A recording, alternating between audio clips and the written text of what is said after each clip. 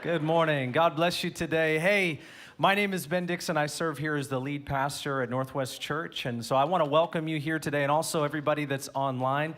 Hey, if you're a guest, will you just wave your hand? If you're not from Northwest, will you just wave your hand at us? Yeah, awesome. Awesome. Well, we're glad to join in with you today for this very special seminar. What I'd like to do is just give you some preliminaries, and then we'll just get rolling. I know Dr. Turek is ready to go. First, I wanted to let you know just simply about our sessions. We're going today from 9 to 11:30.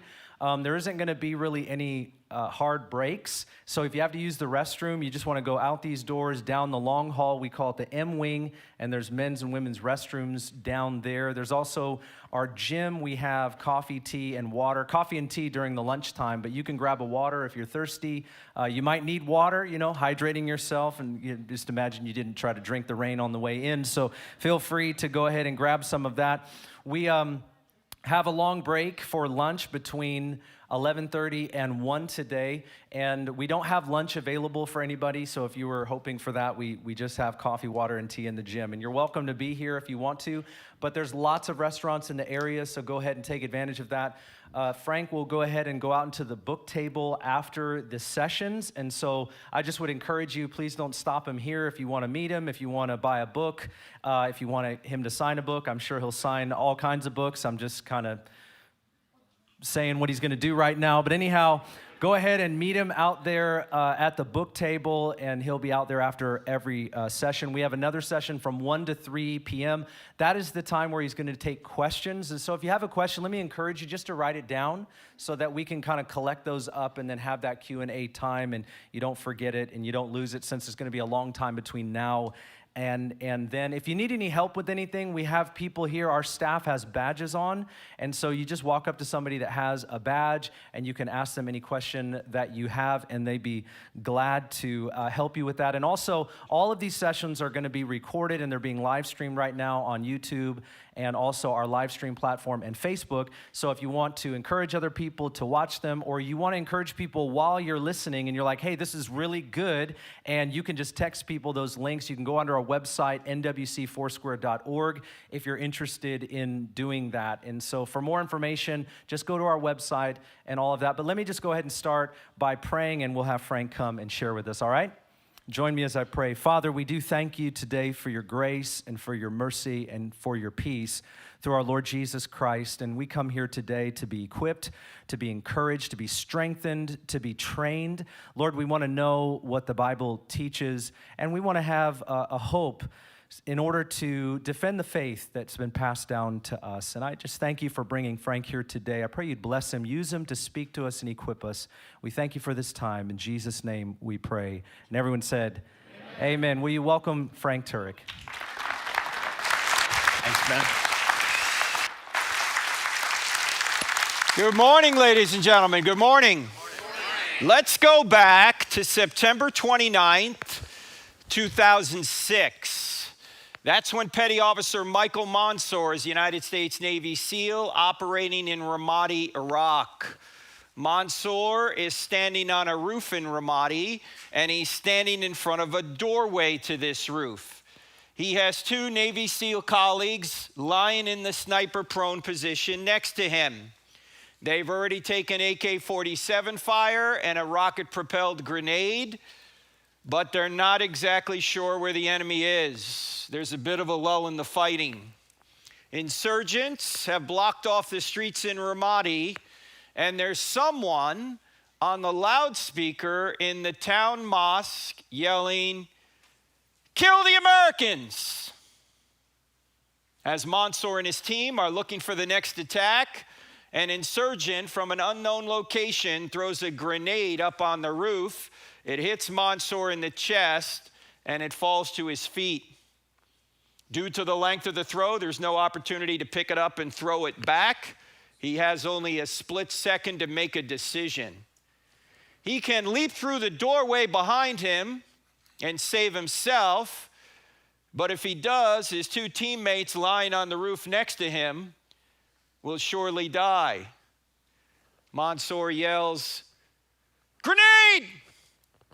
But instead of jumping backward to save himself, he jumps forward, chest first, onto the grenade. It detonates. 30 minutes later, 25-year-old Michael Monsour is dead. His two teammates lying on the roof receive only minor injuries because Monsour's body muffled the blast. One of the survivors said at Monsour's funeral, "Mikey looked death in the face that day and said, 'You will not take my friends, I will go in their stead.'" I've never seen a United States president cry until April of 2008. That's when President George W. Bush invited Monsour's parents into the East Room of the White House to give them their son's Medal of Honor posthumously. The president couldn't even get through the citation without breaking down. Since then, Monsour's High School in Garden Grove, California built a new stadium. They named it Michael A. Monsour Memorial Stadium. The golden trident insignia that the SEALs wear dominates the 50-yard line. January 2019, San Diego, California, North Island. The United States Navy commissioned the USS Michael Monsour, the newest guided missile destroyer in the fleet, Zumwalt class. This is Monsour's mother, Sally, being escorted onto the ship named in honor of her fallen son. Now, why did they do that? Because Michael Monsour literally sacrificed himself to save his friends. There's no greater love than to sacrifice yourself to save your friends, said Jesus of Nazareth before he went to the cross. Michael Monsour sacrificed himself to save his friends. The question is, would anyone sacrifice himself to save you? And the answer is, someone already has. His name is Jesus of Nazareth. But in today's culture, a lot of people don't think the story's true. They think it's invented. After all, religious people wrote this stuff down, and we know religious people tend to embellish things. It's got miracles in it. It's got a resurrection. We don't believe in resurrections anymore. We don't believe in miracles anymore. Hasn't science somehow disproven miracles? How can you believe such things? Well, I actually think it's quite easy to show that Christianity is true. You only need to answer 4 questions in the affirmative. In other words, if you investigate these 4 questions, I think you'll realize that the answer to these 4 questions is yes. And if the answer to these 4 questions is yes, then Christianity is true. What are the 4 questions? Here are the 4 questions. I need sound for this, Josiah.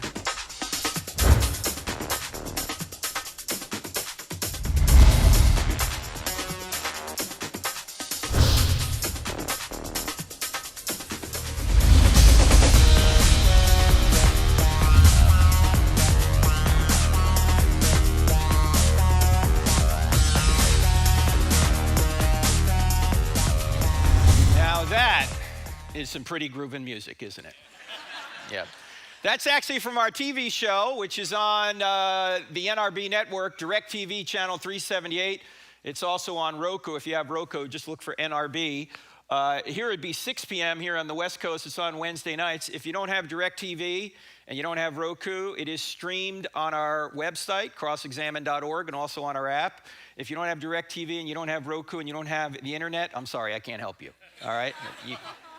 All right. We're also on radio every Saturday mornings. Here it'd be 7 a.m., but that's okay. You don't have to listen to it then because it's podcasted. It's called I Don't Have Enough Faith to Be an Atheist. You can listen to it anytime you want. What we do is we present evidence for Christianity, and we cross-examine ideas against it. In fact, that's our website, crossexamined.org. Now, why are these the 4 questions? Truth, God, miracles, and the New Testament. And by the way, this is going to serve as our outline here today. We're going to go through each one of these questions, not in complete detail, because all the details in the book, but to give you a good overview of the argument for Christianity. Why is this question, does truth exist, important? Well, you hear people today saying there's no truth. You got your truth, I got my truth, all truth is relative, right? You've heard these claims, right? Well, if there's no truth, Christianity can't be true. Of course, if there's no truth, atheism can't be true either, right? I mean, nothing can be true. Now, ladies and gentlemen, if there was no truth, would you ever go to school? I mean, why do you go to school, right? You're supposed to learn truth. Would you ever come to church? No. In fact, if there was no truth, could anybody ever lie? Right? Lying presupposes there's truth, right? Okay, so we're going to deal with that question first. Second question, does God exist? A lot of people don't believe in God, but I hope to show you today that not only does God exist, in fact, we're going to look at 3 arguments for this being. And when I say God, I mean a theistic being, a theistic God. That's a spaceless, timeless, immaterial, powerful, moral, personal, intelligent creator who created all things and sustains all things to this very moment. We're going to look at 3 arguments for this being.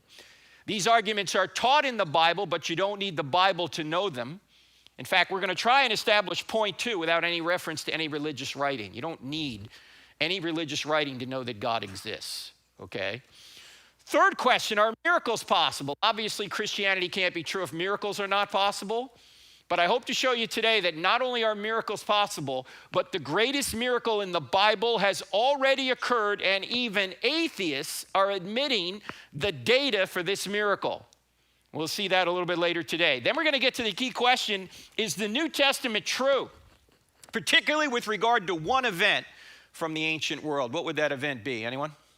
The resurrection, right? Because if Jesus rose from the dead, game over, Christianity's true.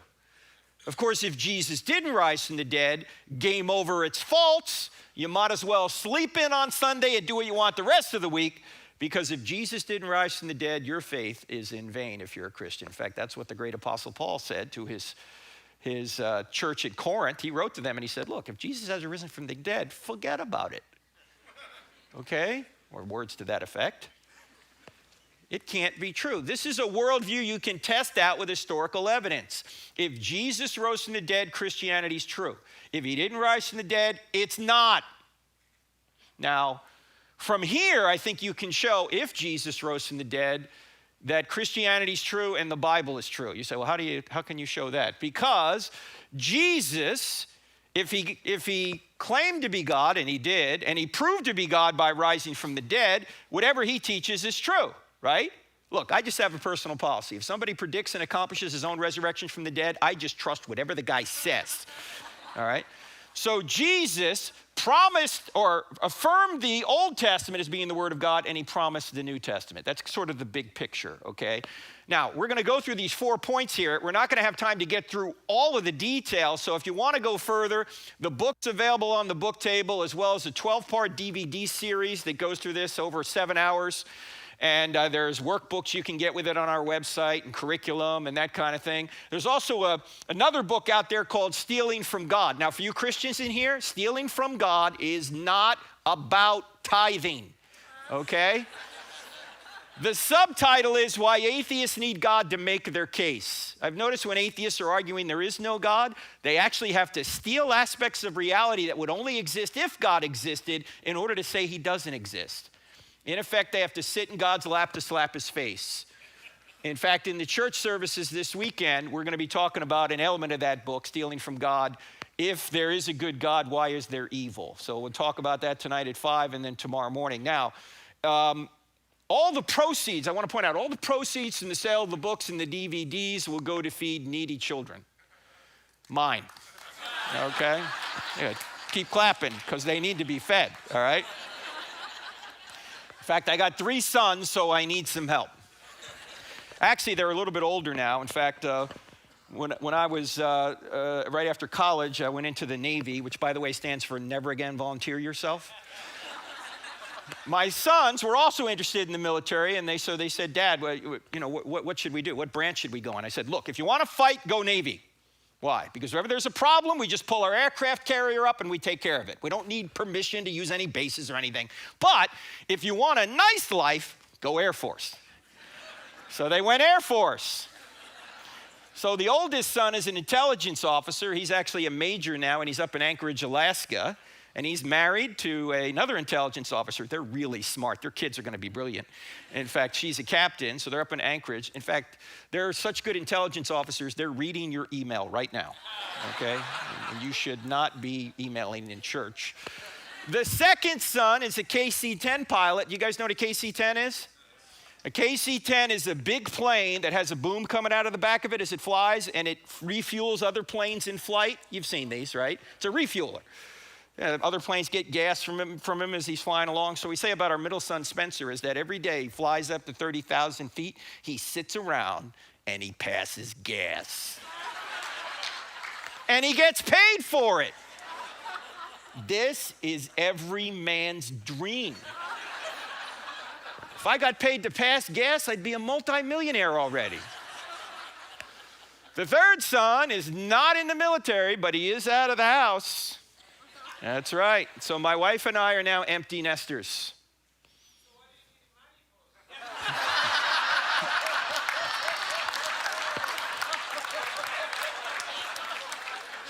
Mama needs new shoes. You know that, right? That's right. You need new shoes. Actually, it took us a while to get used to the empty nest thing. About 10 minutes. That's how long it took to change the locks. Do we have any empty nesters in here? Look at this, huh? Notice how clean the house stays when they're gone, right? When you have kids, you got to clean the house every 2 hours when they're gone every 2 weeks. Anyway, the PowerPoint presentation I'm about to show you, in fact, I can't show you all of it because we have limited time. I'm going to send to you, if you just text the word evidence to this number, 855-909-0582. Text the word evidence to 855-909-0582. I'm going to send you the entire PowerPoint presentation in a PDF format so you can look at this anytime you want. And I'm going to go really quickly because I'm originally from New Jersey. All right? I speak at 150 words a minute with gusts to 350. You will not be able to keep up. All right? Now, before we get into this, I know some of you may be thinking, Frank, wait. What's all this business about giving evidence that Christianity's true? Aren't we supposed to just have faith? No. In fact, we'll define this a little bit later, but actually, the scriptures, if they're true, and they are as we'll see, they actually teach us we ought to get reasons for why we believe. In fact, here's what Peter said. He said, always be ready to give an answer to everyone who asks you to give the reason for the hope that you have, but do this with gentleness and respect. Now, the gentleness and respect thing is hard for me because I'm originally from New Jersey, all right? But we're supposed to give evidence for why we believe what we believe. In fact, faith does not mean that you have no evidence for something. Faith means trusting in what you have good evidence to believe. Trusting in what you have good evidence to believe. And we'll explain this as we go. So what we're going to do is we're going to start right here at point 1. Does truth exist? You guys ready to go? All right. Whenever you start talking about truth, you always have to start with Jack Nicholson. Right? Because Tom Cruise had him on the witness stand, and he said to him, Colonel, I want the truth. And Nicholson said, you can't handle the truth.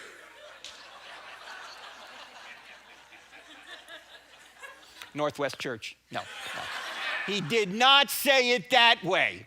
He did not say, you can't handle the truth. If he said it that way, the movie would have gone nowhere. Josiah, I need sound for this. All right, just leave the sound up. Here's how he said it. I want the truth. You can't handle the truth. All right, let's try that again. I want the truth. You can't handle the truth. Now that felt better, didn't it? How many times you ever come to church and yell to the pastor, you can't handle the truth? Isn't that great? Didn't that feel good? Well, there's a lot of people that can't handle the truth. They're saying, you got your truth, I got my truth, all truth is relative. Well, if you don't get anything else out of what we talk about here today and tomorrow, this is going to be the most important thinking skill we're going to talk about. It's so important that half of what you need to know, you will already know once you get this thinking skill down if you're going to defend the Christian faith. In fact, even if you're not a Christian, this is really important. Why? Because this thinking skill will help you discover what is false. And half the battle out there is discovering what is false so you can avoid believing and living by those principles. Because if you start living by false principles, one day you're going to smack up against reality and it's going to hurt, all right? So this thinking skill will help you discover what is false. And to show you what a dimwit I was 33 years old, I already had a master's degree, and I did not know what I'm about to show you right now. And it's so simple. And here it is. The easiest way of showing you this thinking skill is to give you an illustration of using it. If someone were to come up to you and say something like this, there is no truth, you should ask that person a question. What should the question be? Yes, is that true? Is it true that there's no truth? Because if it's true that there's no truth, the claim there is no truth can't be true, but it claims to be true. Did I say that right? Can everybody see that this is a self-defeating statement? What's a self-defeating statement? A self-defeating statement doesn't meet its own standard. A self-defeating statement violates the law of non-contradiction, which says opposite ideas cannot be both true at the same time and in the same sense. To claim there is no truth is actually a truth claim itself. It would be like me saying I can't speak a word in English. What would you say to me?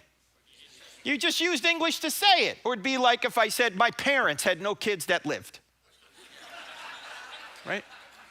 Or my brother is an only child. Or everything I say is a lie. Some of you will get that tomorrow. Or all generalizations are false. Some of you will never get that one, all right? These are all self-defeating statements, and the best way to identify self-defeating statements is to turn the claim on itself. Turn the claim on itself. This is what we mean by the thinking skill. If someone says something, you turn the claim on itself and see if it meets its own standard. All right, so let's do a few more of these. Suppose someone were to say, there is no such thing as absolute truth. Yeah, you're going to say, hey, is that an absolute truth? Or you might say, are you absolutely sure? See, because this is an absolute truth claim, claiming there are no such things as absolute truths. You guys with me so far? Okay, turn the claim on itself. Now, sometimes it isn't said this way. Sometimes it's said this way. All truth is relative. Someone says that, what are you going to say? Yeah, is that a relative truth? No, this is an absolute truth claim, claiming all truth is relative. It's like saying I can't speak a word in English. Now, in our culture, it isn't said this way much anymore. Now, in our culture, it's said this way. There isn't the truth, only my truth. You've heard that, right? This is so Oprah, isn't it? You live your truth, I'll live my truth. What's the problem with this? If you turn the claim on itself, what are you going to say back?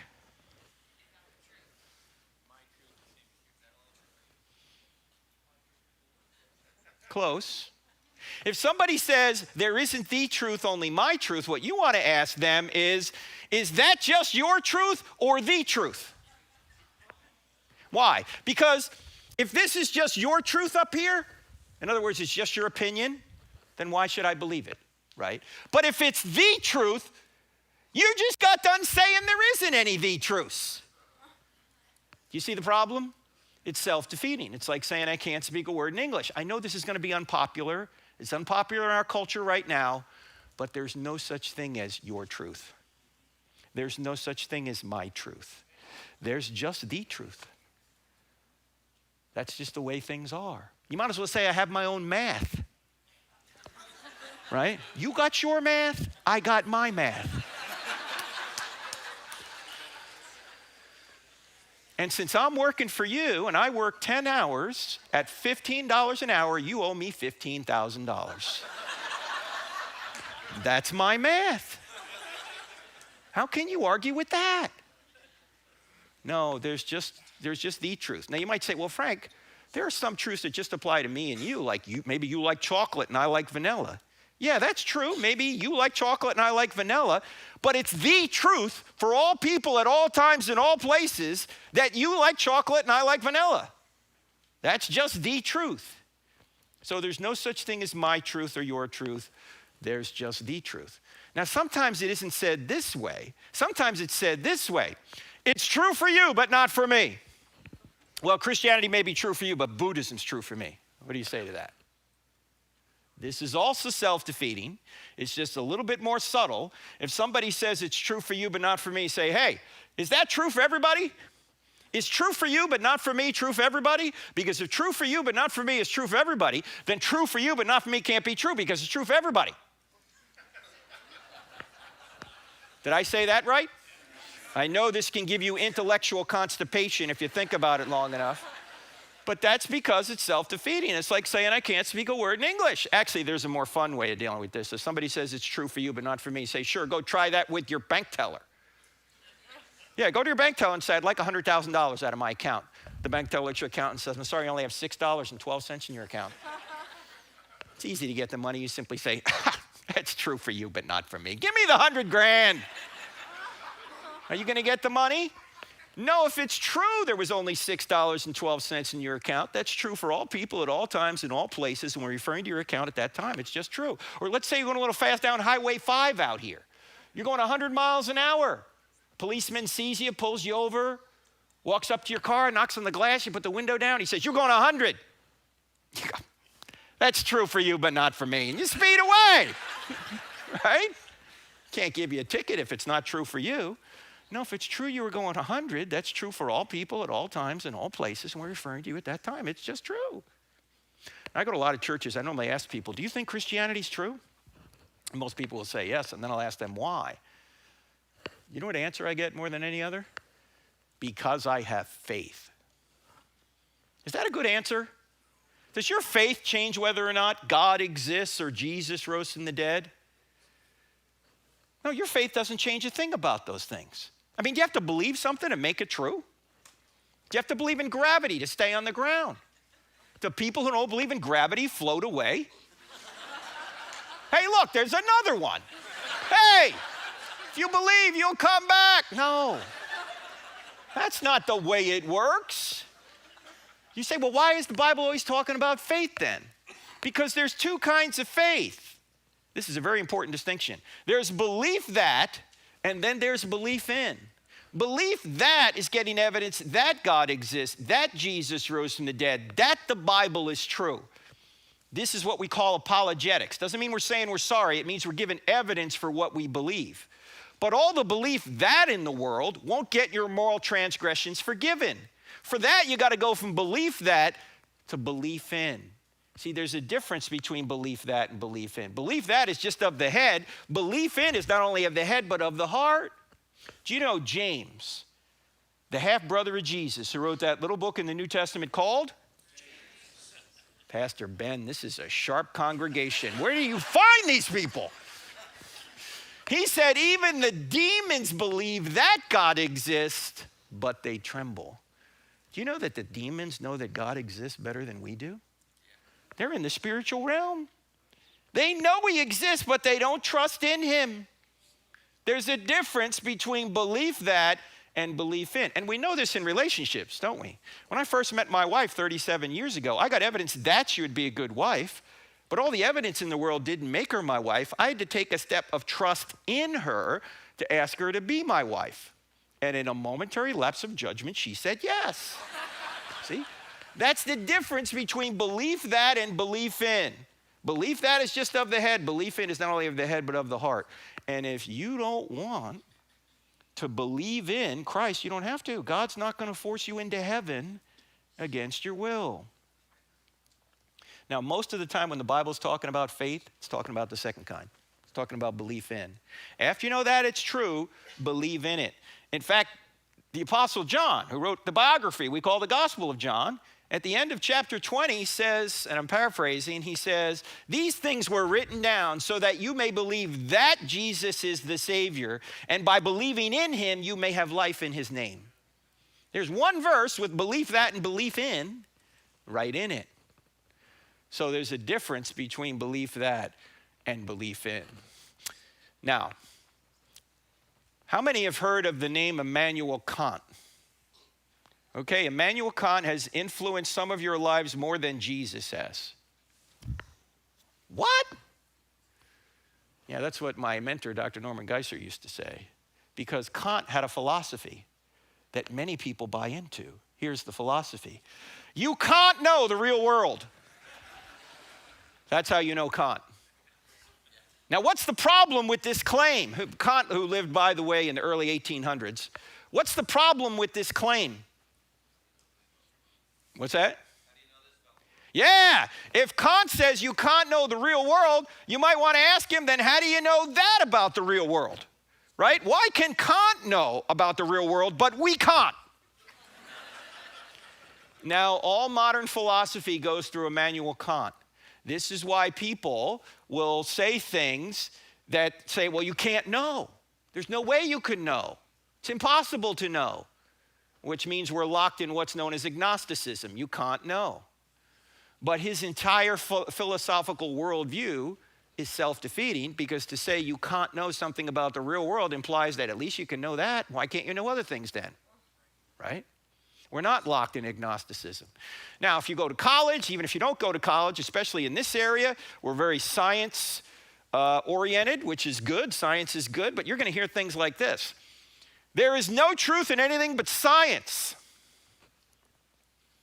What's the problem with this claim? Fauci. Fauci's the problem with the claim. Okay.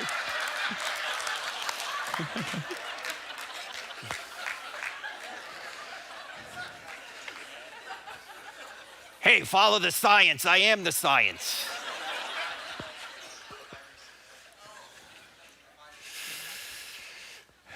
He totally unmasked Fauci, didn't he? What's the problem? That's a philosophical. Yeah, so what question would you ask back? Is that science? Yeah, you simply ask, is that a scientific truth? Can you go in the laboratory and prove this claim? No, that's a philosophical claim. And you can't do science without philosophy. In fact, science is built on philosophy. In fact, I know this is going to sound a little strange, but all intellectual endeavors are built on philosophy. You can't read the Bible without philosophy. You can't read the newspaper. You guys don't know what a newspaper is. You can't read the internet without philosophy. Everything is built on right thinking, and that's what philosophy is all about. Now, why do I say this claim here? It's logically self-defeating, and in the book Stealing from God, we have a chapter on this. It goes into more depth. The title of the chapter is this: Science doesn't say anything. Scientists do. Now, why do I say that? Because all data needs to be gathered, and all data needs to be interpreted, and who does that? No, Fauci does that, okay? Okay, no. All data needs to be gathered, all data needs to be interpreted, and scientists do that. Science doesn't say a word. When people say, the science says we ought to do this, you ought to go, time out. Science doesn't say a word. I mean, why do you think you have conflicting advice on COVID? Because all data needs to be gathered, all data needs to be interpreted, and scientists are doing this. Now, sometimes they have the same data, but they have different philosophical presuppositions, which causes them to come to different interpretations of that data. Sometimes they have inadequate data, but they still interpret it in such a way to come to some strong conclusion. Sometimes they have different data, and that's why they come to different conclusions. Sometimes there's a political agenda. No, that'll never happen. Are you kidding me? Why do we think that scientists are immune to the same temptations the rest of us are not immune to? Sex, money, and power.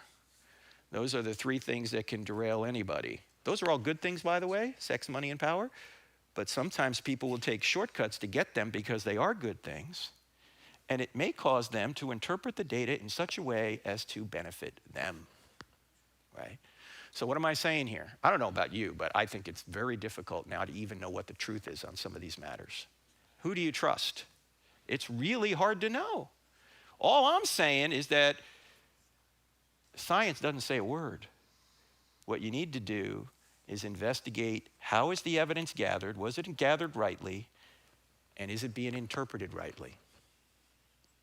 And if you think about this, as important as science is, and as wonderful as it's made our lives in certain respects, the most important things in life have nothing to do with science. Honey, do you love me? Yeah. Why? I don't know. Let's run some sort of experiment. No. Oh, how about this? You're going to hear this a lot. You should doubt everything. It's a skeptical claim. Somebody says you should doubt everything, what are you going to say? Yeah, should I doubt that? Why are skeptics skeptical of everything but skepticism? You notice they don't doubt that, they think it's true. Now, how many people in here, whether you're a Christian or not, doesn't matter, how many people in here sometimes doubt that what you believe is true? Look, if you don't have your hand up right now, you're probably not thinking very much, right? I mean, I've written books on this stuff, and sometimes I wake up in the morning and go, I don't even know if this is true. You ever do that? But then I start thinking about it, and I realize that the evidence for Christianity is really good. And if I'm having a good day, everything's fine. Bad day, don't know. Good day, fine. Bad day, don't know. Good day, fine. Bad day, don't know. What's changing, me or the evidence? Me, I'm going up and down. I'm the problem. The evidence isn't the problem. In fact, my friend Greg Koukl, who wrote the great book Tactics. If you don't have the book Tactics, you ought to get the book Tactics. Helps you talk to people about these issues.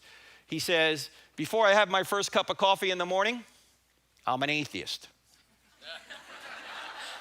After I have my first cup, I'm a Jehovah's Witness. By the time I have my second cup, I'm back to being a Christian again. Right? Now, what's changing? Him or the evidence? He's going up and down. In fact, we do these seminars a lot on college campuses. Or is it campi? I don't know. But anyway. And sometimes I'll see atheists on the college campus, and they'll say, hey, Frank, I used to be a Christian, but I'm an atheist now because I lost my faith. Do you know what I want to say to them?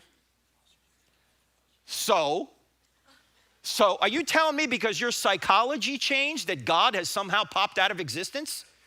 Are you telling me because your psychology changed that Jesus didn't rise from the dead? Do you realize your psychology is not going to tell you the truth about anything outside your skull? The evidence will. Your psychology can change with the weather, which changes a lot around here, by the way, right? Don't trust your psychology to tell you whether something is true or not. You have to look at the evidence.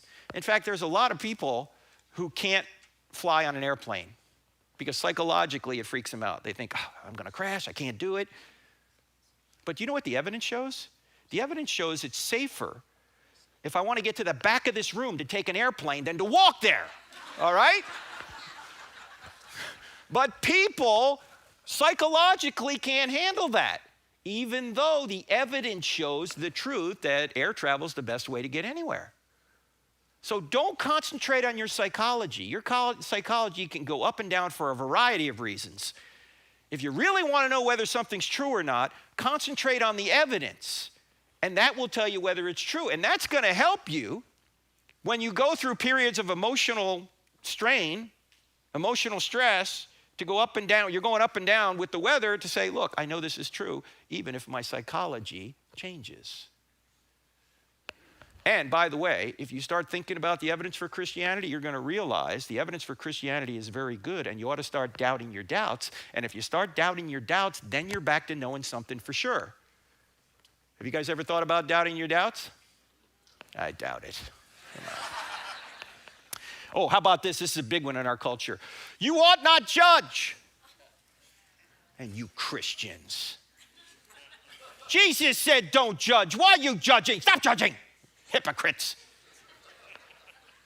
Okay, let's leave Jesus aside for a second. What's the problem with this claim? Yeah, if somebody says you ought not judge, you might want to ask them, hey, isn't that a judgment? And if we're not to judge, why are you judging me for judging? Now, did Jesus say don't judge? Nope, never said it. Sure he did, Frank. He said it in Matthew chapter 7, verse 1. It's in the Sermon on the Mount. All right, I know this is going to sound a little weird, but it's true. There are no verses in the Bible. There are no verses in the Bible. Do you think when Matthew was writing his biography of Jesus, which we call the gospel, he went, here's chapter 7, verse 1? No. Well, when were these numbers put in? These numbers were put in about 500 years ago to help us navigate the text, which is important. That's a good thing, right? Because it's a really long series of books. It'd be hard to find your way around without numbers. Imagine if you didn't have numbers in your Bible, and Pastor Ben got up here one Sunday and said, let's go about 2/3 of the way in. Let's see if we can find the same spot. Right? You couldn't do it, right? You need numbers. The problem is we tend to think if it's got a number in front of it, we can take it out and make it say whatever we want. That's not the appropriate way to interpret the Bible, okay? The way to interpret the Bible, oh, sorry, I'm going to make some of you mad now, but I got to say this. Is this being recorded? Yeah.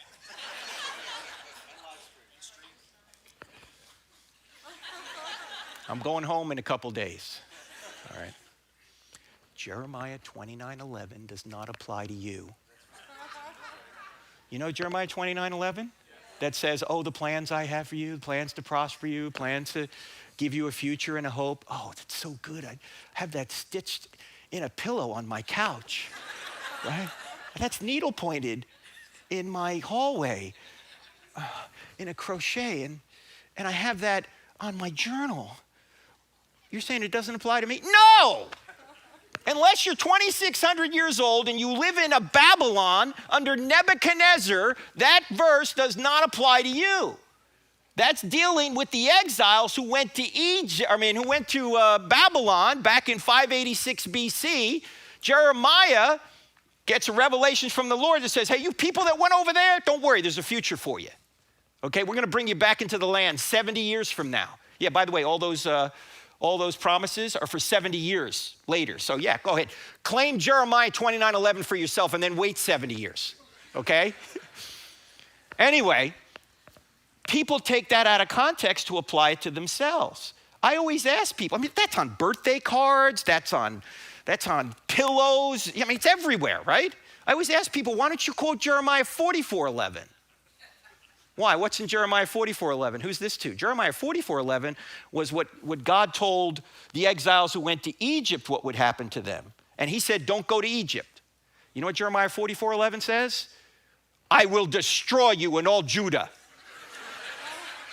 You don't see that on a birthday card, right? Happy birthday. I will destroy you and all Judah. Thanks so much, Grandma. No. You don't see that. So there are no verses in the Bible. You got to know the context. What does Jesus say in Matthew chapter 7? He says, he doesn't just stop at judge not. What does he say after that? Judge not, lest you be judged. By the same standard you judge others, you'll be judged by that standard. So before you try and take the speck out of your brother's eye, you hypocrite, which is a judgment, by the way, right? Take the log out of your own eye first, then you'll be better able to help your brother. And then he starts talking about dogs and swine. These are all judgments. Now, is Jesus telling us not to make judgments? No, he's telling us to take the speck out of our brother's eye. That involves making a judgment. By the way, Jesus was a carpenter. You ever get a speck in your eye? Carpenters do, right? You just can't go on with a speck in your eye. So before you try and take the speck out of your brother's eye, take the log out of your own eye first, then you'll be better able to help your brother. Is Jesus telling us not to judge? No, he's telling us to take the speck out of our brother's eye. He's simply saying, get that problem out of your life first so you can better help your brother. So this is not a command not to judge. It's actually a command on how to judge. Don't judge hypocritically. If you've got that problem, fix it, then go help your brother. But it would be completely ridiculous to say don't make judgments. Why? Number one, it's a judgment itself. And number two, you'd be dead already if you didn't make judgments. You made 100 judgments this morning just getting over here. And now you're going, was that a good judgment? This guy's kind of crazy. What, Everybody makes judgments. Atheists make judgments. What judgments do they make? There's no God. Jesus didn't rise from the dead. There's no purpose to life. Everything's meaningless. When you die, you're just going to become worm food. It's over. Have a nice day. These are all judgments. The only question is, well, it's not whether or not you can make judgments. The question is, are your judgments true? That's the question. I will say this, though. Jesus did save a very stern rebuke for people who were judgmental. And who were the judgmental ones in his day? Pharisees. And who were the Pharisees? They were the religious and political leaders of Israel. They helped run Israel through the Sanhedrin. That was sort of the Jewish Supreme Court. Rome delegated the day-to-day legal authority on many issues to the Sanhedrin. So the Pharisees, some of them were politicians. And Jesus went after these people. Are you telling me Jesus got involved in politics? Yes! And he wasn't so nice doing it. In fact, if you think Jesus was a sweet guy who's never said a bad word about anyone, you have not read John chapter 2, John chapter 8, or Matthew chapter 23. What happens in John chapter 2? Jesus makes a whip and he goes and he jacks people up in the temple. Sweet and gentle Jesus did this? Yes. And then in John chapter 8, he's having an argument with these Pharisees. He's right in the middle of the argument when he looks at him and he says, your father is the devil. Jesus, you can't say that. That's not very Christ-like. Excuse me, I am Christ. Can you imagine you're having an argument with somebody and you stop in the middle and you go, your father is the devil. Never try that with a sibling, by the way, okay? And then in Matthew chapter 22, Jesus really goes off on these Pharisees. He says, woe to you scribes and Pharisees, you hypocrites. You strain out a gnat and swallow a camel. Oh, you look great on the outside. You're whitewashed tombs, but on the inside, you're full of dead men's bones. You go a mile to make a convert, and then once you make them a convert, you make them twice as much a son of hell as you are. How will you avoid being condemned to hell? What? Sweet and gentle Jesus said this? Yes. Jesus was not Barney.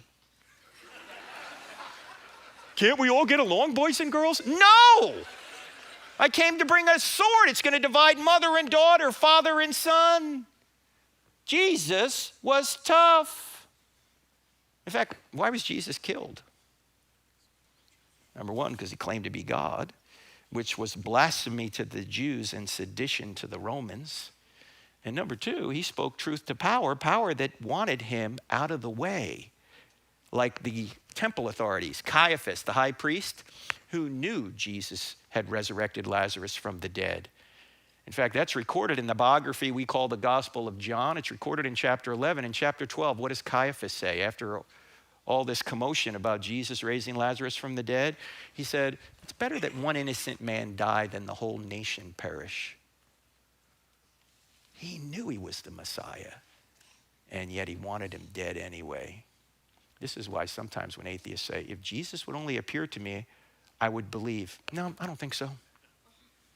You'd see a psychiatrist because you don't want him to be who he is, just like Caiaphas didn't want him to be who he was. By the way, I've noticed one other thing about judging. You ever notice that when you compliment somebody, which is a judgment, nobody gets upset? You know, if you say to your best friend, I really love you. You're such a wonderful person. I wish I could be like you. You think your friend's going to say, well, who are you to judge? Right? No, nobody's ever going to say that. See, I've noticed that people don't have a problem with judging. They just have a problem with judgments they don't like. In fact, if you tell somebody something that's true and they get upset with you, you just helped convict them. As Augustine said, we love the truth when it enlightens us. We hate the truth when it convicts us. For you military people in here, you always get more flack when you're over the target. If you tell somebody something that's true and they're shooting back at you, you're over the target. They don't want you exposing their evil deeds. Jesus said, men love darkness rather than light. We all do. In fact, I submit to you that probably everybody in this room, including myself, over the past week, maybe even this morning, barked at somebody you love because they told you the truth. Ooh, that hurts, doesn't it? Yeah, we do. So the question isn't whether or not you can make judgments. The question is, are your judgments true? We have to make judgments without being judgmental. In fact, somebody put it this way. Evangelism is just one beggar showing another beggar where the food is. Because none of us are making it to heaven without Jesus. We're no better than anyone else. Now, we could spend more time on these self-defeating statements, but we don't have time. So can everybody see, let's just sum it up this way. Can everybody see that this statement right here shoots itself?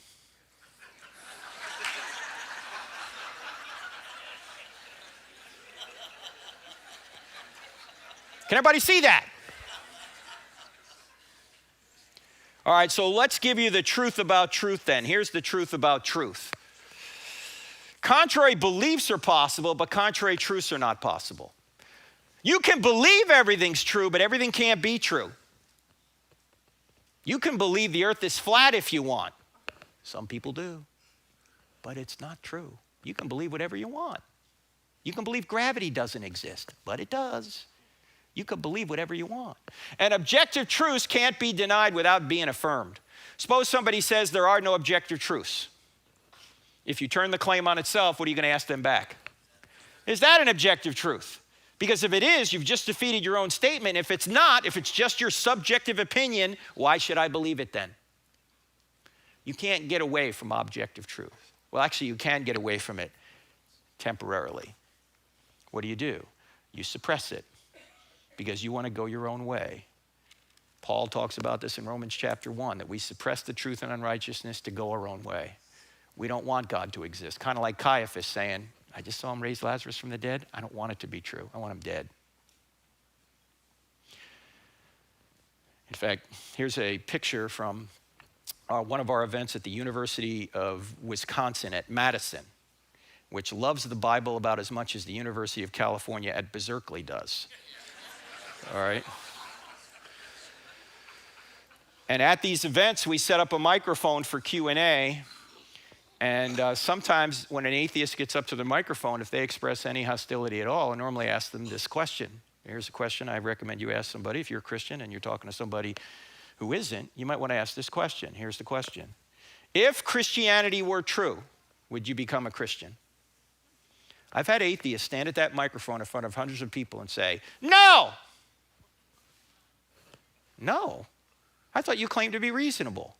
Why wouldn't you believe it if it were true? Well, it has nothing to do with reason. They don't have a head problem. They have a heart problem. They don't want it to be true. They don't want there to be a God. Why? Because they want to be God of their own lives. You see, most people, even Christians, many of us, we're not on a truth quest. We're on a happiness quest. We're just going to believe whatever we think is going to make us happy. Here's the problem. You can make yourself happy over the short term doing a lot of fun things, but over the long term, it's a disaster. And everyone in this room who's over 40 knows what I'm talking about because many of us have tried it ourselves, right? We'll get happiness our way. No. You want to get true contentment? You got to go straight through truth. And Jesus is the truth. Unfortunately, many people are not interested in the truth. In fact, many people are looking for God like a criminal's looking for a cop. They're not. They're running away. That's why you should ask them, if Christianity were true, would you become a Christian? If they hesitate or say no, again, the problem's not in the head, the problem's in the heart. What do you do with someone like that? You simply love them, and that doesn't mean you approve of everything they do. You love them, you pray for them, you plant seeds, and you wait. Why? Because tragedy strikes everybody, because this is a fallen world.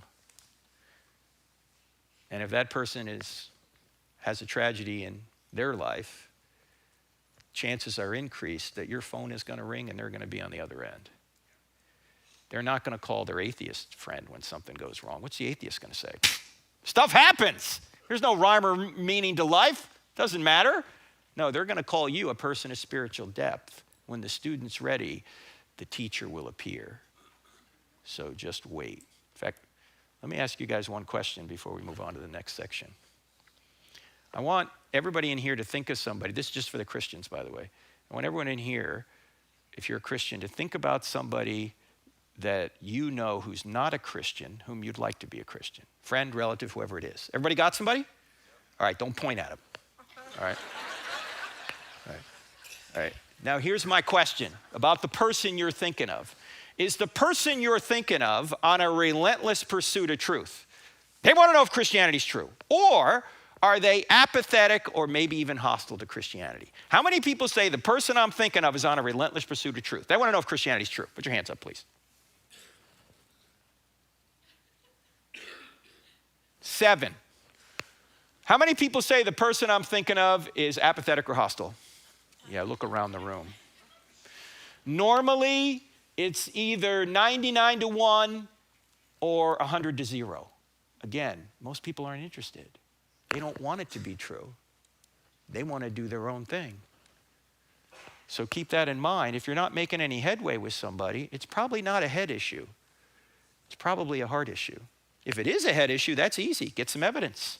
Go through this book or other books and show them why it's true. All right? So truth does exist. By the way, you know what this means? That relativism and postmodernism are false. Because they claim it's true that there is no truth. Now we're going to see, is it true that God exists? Does God exist? And I mentioned 3 arguments for the existence of God. The first argument we're going to look at is the argument from the beginning of the universe known as the cosmological argument. Cosmological comes from the Greek word cosmos, which means world or universe. And it says if the universe had a beginning, then it must have had a beginner. The second argument is the argument from design known as the teleological argument. Telos is a Greek word meaning design or purpose. And it says if there's design in the universe and design in life, like you, there must be a designer. Now, these 2 arguments have some scientific evidence behind them. We'll see some of that evidence as we go here this morning. The third argument doesn't have any science behind it. It's more philosophical in nature, yet it's the argument we've all known since we were very small children. It's the argument from morality known as the moral argument. And it says if there's one thing morally wrong out there, just one, like it's wrong to torture babies for fun, or it's wrong to murder 6 million people in a Holocaust, then there has to be a God. Why? Because if there is no God, if there is no standard beyond us that we're obligated to obey, then everything's just a matter of opinion. It's just your opinion against a baby torturer's opinion. It's just your opinion against Hitler's opinion. Well, we know that torturing babies for fun or murdering people is not just a matter of opinion. If that's the case, there must be a standard outside of ourselves, a standard of righteousness, goodness, holiness that we're obligated to obey, and that standard is what we call God's nature. Again, if God doesn't exist, nothing's ultimately right or wrong. And we know things are. We'll get to that later, but we got to start right here at the first argument, the cosmological argument.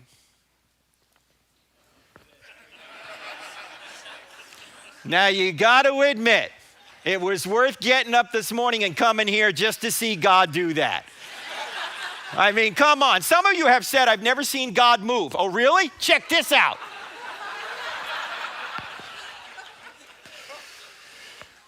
Now, this is the argument that many say points back to the big...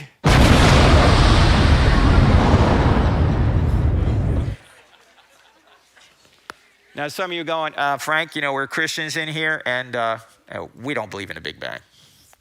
You guys don't believe in a Big Bang? I believe in a Big Bang. I just know who banged it. In fact, the evidence for the Big Bang is so good that even atheistic scientists are admitting it. Stephen Hawking, who, as you know, was probably the top physicist in the world until he died about 4 years ago. Hawking was sort of a medical miracle. He got ALS back in like the late 60s, early 70s. Usually that kills you in a few years. He lasted almost 50 years with ALS. Anyway, here's what Hawking said. He said, almost everyone now believes that the universe and time itself had a beginning at the Big Bang. Now, Hawking tried to come up with another explanation other than God for the beginning of the universe. He failed, but he's admitting the data. What's the data? That space, time, and matter literally had a beginning out of nothing. In fact, you know what Hawking's explanation for how the universe came to exist was? This is in the last book he wrote called The Grand Design. This is what it says on page 181. He says, listen up. This is his explanation. Because there is a law like gravity, the universe can and will create itself out of nothing. What? In fact, John Lennox, I don't know if you know who John Lennox is, a brilliant Irish philosopher, mathematician, Christian, who has debated Richard Dawkins and others, said this about that comment from Hawking, that because there's a law like gravity, the universe can and will create itself out of nothing. He said, when nonsense is spoken by brilliant scientists, it's still nonsense. Okay. First of all, gravity didn't exist prior to the creation of the universe. And secondly, gravity doesn't decide to do anything. Gravity itself was created, and Hawking knows that. He was desperately trying to avoid God. Now, it's not just Hawking who said these kind of things. Alexander Vilenkin, a Russian cosmologist who now teaches at Tufts University, wrote a book in 2006 called Many Worlds in One. and he's an agnostic, and here's what he wrote about this. He said, with the proof now in place, cosmologists, by the way, a cosmologist is not someone that puts on your makeup, all right? It's someone that studies the universe. Cosmologists can no longer hide behind the possibility of a past eternal universe. There is now no escape. They have to face the problem of a cosmic beginning. Now, interesting words in here. The word proof. Scientists normally don't use the word proof. Why? Because science is tentative. You can get new information that overturns the previous theory, which happens all the time. But Vilenkin sees so much evidence point to one conclusion, that the universe had a beginning, that he said it constitutes a proof. The other word is the word problem. Why is that a problem for scientists? Because if space, time, and matter had a beginning out of nothing, then you can't find a natural cause for that. Because nature itself was created. Nature's the effect. Nature can't be the cause. In fact, I remember it was at the University of Michigan, or maybe, I think it was at the University of Michigan. There was a former Christian who got up to the microphone once and said, Frank, this is a God of the gaps argument. You're saying that God created the universe, but if you give science more time, we're going to figure out a scientific explanation for the beginning of the universe. I said, John, first of all, when you said give science more time, that sounds a lot like faith, because that's what it is. And secondly, you are never going to find a natural cause for all of nature. He said, no, give science more time, we'll find it. I said, no, you won't, John. You'll never find a natural cause for all of nature, because nature is the effect, it can't be the cause. Nature didn't exist, that's the whole point. And I said, for you to say that if we just give science more time, we're going to figure out a natural cause for all nature, I said, that would be like me saying, if you just give me more time, one day I'm going to figure out I gave birth to my own mother. No, it's impossible. It's impossible in principle. Now, this guy believed in a multiverse. I don't know if you've ever heard of a multiverse, that there are many universes out there, and ours just happens to be the one that looks designed. But even Vilenkin believes, first of all, there's no evidence for this multiverse, but he believes that even if that's true, all of the universes together need an absolute beginning. You don't get rid of the need for a beginner, even if there are other universes out there. It would seem you'd multiply the need for a creator, because you got all these other universes that need to be created. And we'll see in a minute why they haven't existed forever. Now, what is the scientific evidence that is having these scientists and just about everybody saying the universe had a beginning? We're not going to go into it in any depth. I'm just going to give you an acronym. The acronym is SURGE, S-U-R-G-E. S-U-R-G-E. This is all in the book, but I'm just going to list it here, and you can read the book to get the details, because we'll get too bogged down in details if we try and go into this now. Anyway, the S stands for the second law of thermodynamics, which says everything's running down. The universe is running down. One day that sun's going to burn out, right? You say, well, how does this show the universe had a beginning? Because if the universe was eternal, the sun would have burned out a long time ago, right? Just like if you were driving your car from all eternity, would you have any gas in it right now? Because say, of course not, Frank, I have a Tesla. Okay, stop. Right. No, there's only a finite amount of energy in the universe, and since we still have energy, the universe must have had a beginning. The U stands for the fact that the universe is expanding. That was discovered by Edwin Hubble back in 1929. He said that he noticed that all the galaxies were moving away from us, and he deduced that if you went back in time, everything would collapse back to a point, actually, a single point of nothing. So once there was nothing, the universe exploded into being out of nothing. The R stands for the radiation afterglow. This is the remnant heat from the initial Big Bang explosion. It was discovered by Penzias and Wilson, two scientists working at Bell Labs in Homedale, New Jersey. Discovered this in 1965. They won Nobel Prizes in physics in 1978 for discovering this. It's literally the smoking gun to the Big Bang. In other words, there's remnant heat out there from the initial explosion that they can detect. In fact, one scientist who was agnostic said that this put the nail in the coffin of the last doubting Thomas, who thought that the universe was eternal. Now, the universe is not eternal. It had a beginning. The G stands for the great galaxy seeds. Those are temperature variations in the radiation afterglow that allowed the galaxies to form in the early universe. These were very fine-tuned temperature variations. In fact, the leader of the expedition who sent a satellite up to look at these temperature variations said, if you're religious, it's like looking at God. That was actually in Time magazine, May of 1992. That's an old discovery, but they've actually discovered the machining marks of the Creator, as he put it. And then E stands for Einstein's theory of general relativity, that space-time and matter are correlative. They came into existence together. That you can't have space-time without matter, you can't have matter without space-time. They all are correlative. They came into existence all together. That's what Einstein's theory has shown, and his theory has been repeatedly verified over the past century or so. So we're pretty sure that the universe had a beginning from science, but you don't need science to know the universe had a beginning. Remember, science doesn't say anything, scientists do. You have to interpret this data. But I think from philosophy, we can show an airtight argument that the universe had a beginning. What is it? Let's take a quick look at it. Let's say here's a timeline. There's the present, there's yesterday, there's the day before yesterday, there's last week, right? Let's say we don't know how far back this timeline goes. Can this timeline be infinite into the past? No, why not? You would have never gotten here, right? If there were an infinite number of days before today, then today never would have gotten here. Because if there's an infinite number of days before today, you'd always have to live another day before you got to this one because there's an infinite number of days, right? But since today is here, there can only be a finite number of days before today. Do you have intellectual constipation now? You guys got it?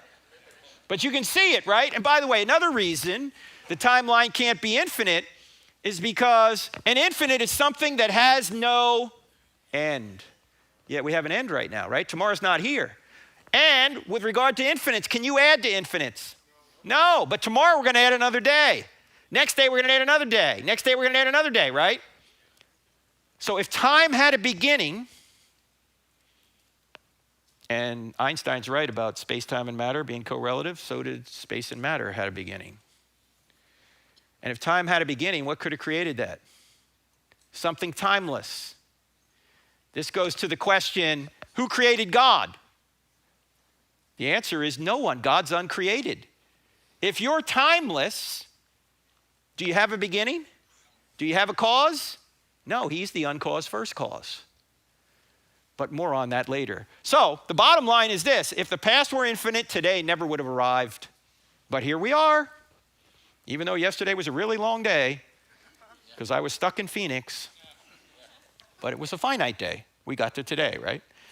So there can only be a finite number of days before today. So let's sum all this up, this argument. If the universe had a beginning, it must have had a beginner. The evidence leads us to one of the following two options. Either no one created something out of nothing, which is the atheistic view, or someone created something out of nothing, which is the theistic view. Now here's my only question. Which view is more reasonable? That no one created something out of nothing, or that someone created something out of nothing? Someone, right? I was at Texas A&M, had to be 15 years ago. I put this slide up and I said, what's more reasonable? And one atheist in the audience said, I think number one is more reasonable. I said, number one, time out, let's look at number two. Number two says someone created something out of nothing. Now that's a miracle, right? But at least you got a miracle worker, you got someone. Number one is a miracle with no miracle worker. That's clearly absurd. In fact, to show you how seriously we all take the law of causality, and by the way, the law of causality doesn't say everything has a cause. The law of causality says everything that comes to be has a cause. Everything that has a beginning has a cause. We know there has to be an uncaused first cause. There has to be a being whose essence equals his existence. There has to be a being who's always existed and has brought everything else into existence. This is what Aristotle called the unmoved mover. In fact, the Bible calls it the great I am. In fact, you remember when Jesus is before the Pharisees in John 8 when he says, your father is the devil? Right after that, he says, I knew Abraham And they said, you're not even 50 years old. How could you know Abraham? He says, before Abraham was born, I am. And they immediately picked up stones to stone him. Why? Who is he quoting? What's he quoting? He's quoting Exodus 3:14, the burning bush. You remember when God appeared to Charlton Heston? And Moses says to God, who should I tell the Israelites you are? And God says, tell them I am sends you. What does I am mean? I am means the self-existent eternal one, the being that had no beginning, the being that had no end or will have no end, the being that just bees, the being that gives being to everything else, the self-existent eternal one. There's got to be a being like that. So I said to the audience at Texas A&M that night, I said, to show you how seriously we all take the law of causality, that things don't pop into existence out of nothing, by nothing, without a cause. There is nobody in this auditorium tonight who is currently worried that as you sit here, a hippopotamus has appeared out of nothing, by nothing, in your dorm room and is currently pooping on your pillow, right? You're not worried about that. You're not worried that a raging Bengal tiger is just going to appear out of nothing, by nothing, right here in Northwest Church and start devouring people. Why? Because you know that things don't pop into existence out of nothing, by nothing, without a cause. And if the whole universe could do so, as the atheists seem to admit, or seem to suggest, then why doesn't everything pop into existence out of nothing, by nothing, without a cause? Why don't Teslas pop into existence out of nothing, by nothing, without a cause? You wake up one morning, you see your car in the driveway, it was a Hyundai, now it's a Tesla. And you go, how do I charge this thing, right?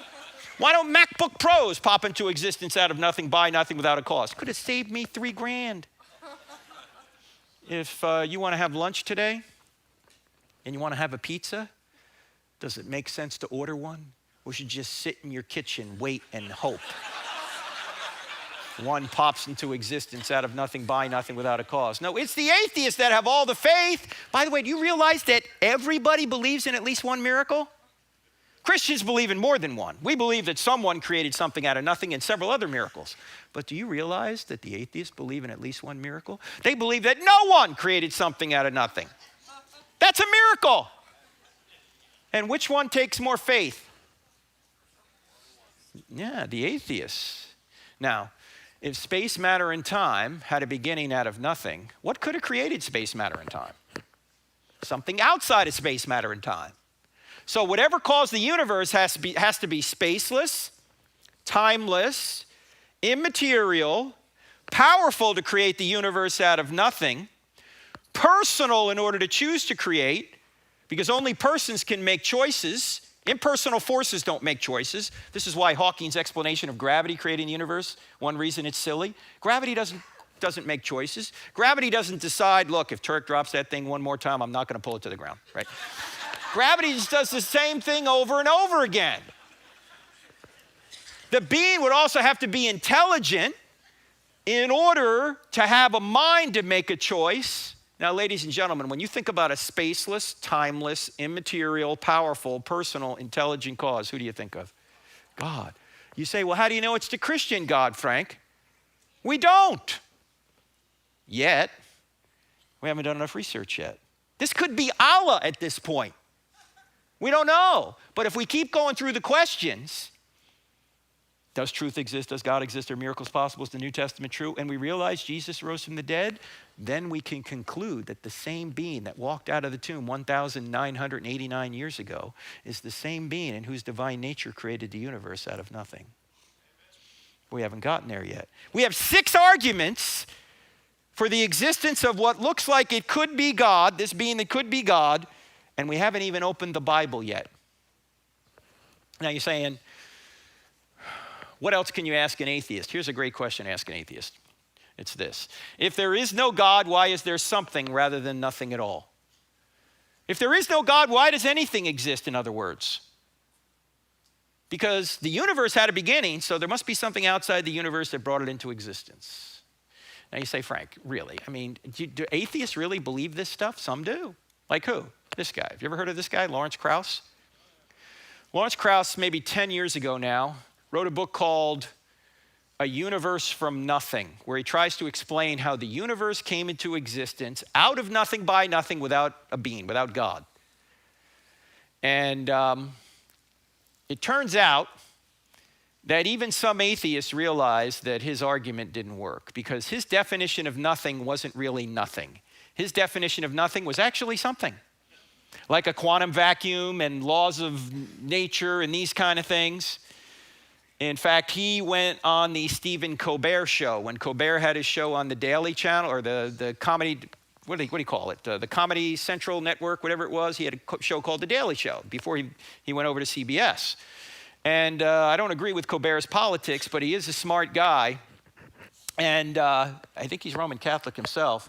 So he had Lawrence Krauss on his program. You can find this on YouTube. I'm just going to show you what actually happened between Stephen Colbert and Lawrence Krauss, this atheist who actually said that the universe could come into existence without God.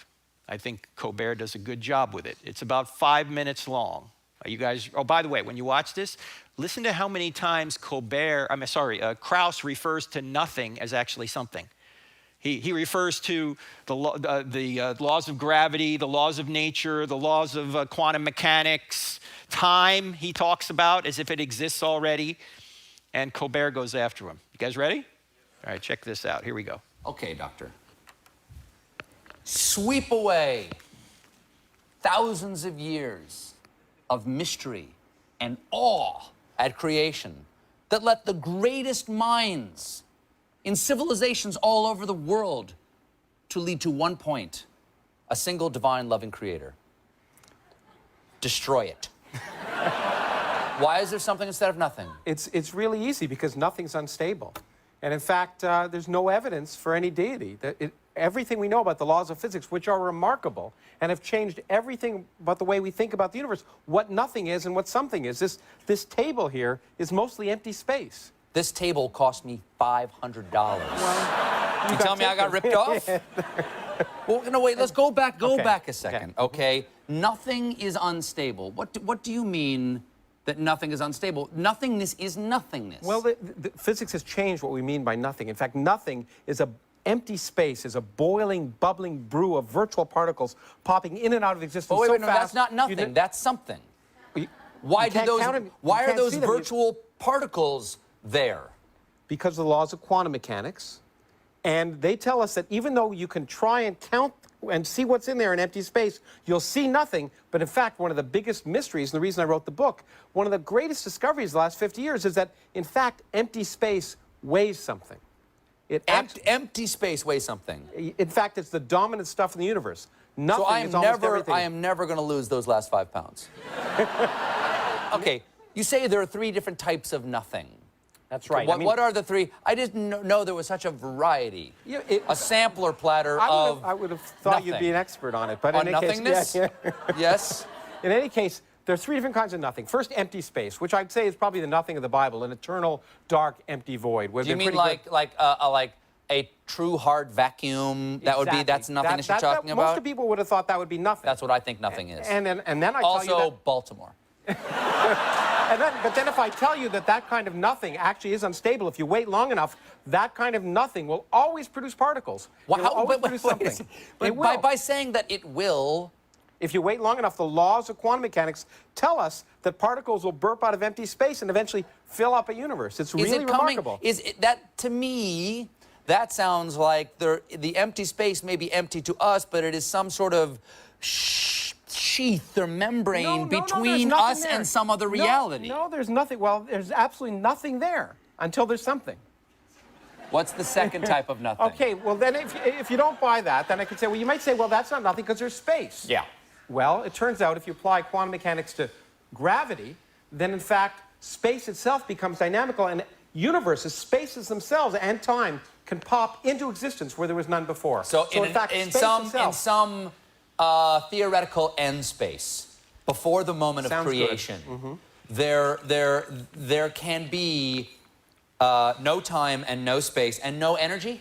And no energy. Zero and then energy. suddenly, from nowhere and from nothing, comes something and somewhere. and all sorts of stuff, and it sounds like the ultimate free lunch, and Yes, it is. it is. It is, and it really, and what's remarkable is it's possible without any supernatural shenanigans. And But to me, so listen, stop with that. why? Why is what you're doing, whatever this is? Because obviously, because I am not in the priesthood, I can't understand the scrawls on the blackboards you people down at, where are you? Well, that's why I wrote Where the are you? book, so you could. Where are you? actually. You're Arizona State. Arizona State. Okay, you priests of theoretical physics, you can explain to each other what you mean with your language of math, and I have to take that on faith. No, in fact, you should be skeptical. I am. And in fact, you should, I know. And that's why you should, that's why I tried to provide the arguments in the book. But I will never read it. So why other people should, you should buy it. Buying it is important. Buying is good. Yeah, Okay? But why does what you're saying have to be an attack on my God? it doesn't have to be an attack. But that's all you've done. You've attacked my God No, for I've the just last made 6 him- minutes. No, you have. All I've said is you don't need him. That's an attack.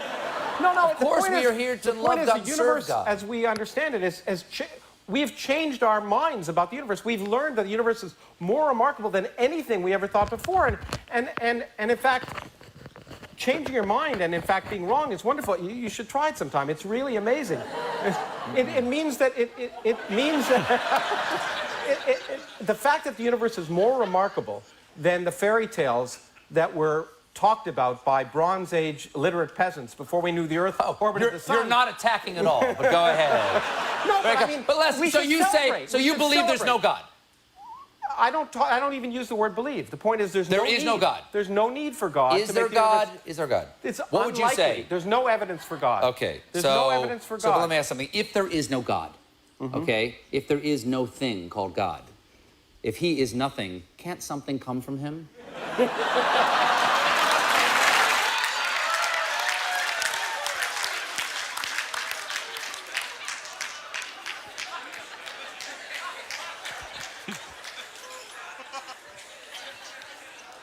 Boom.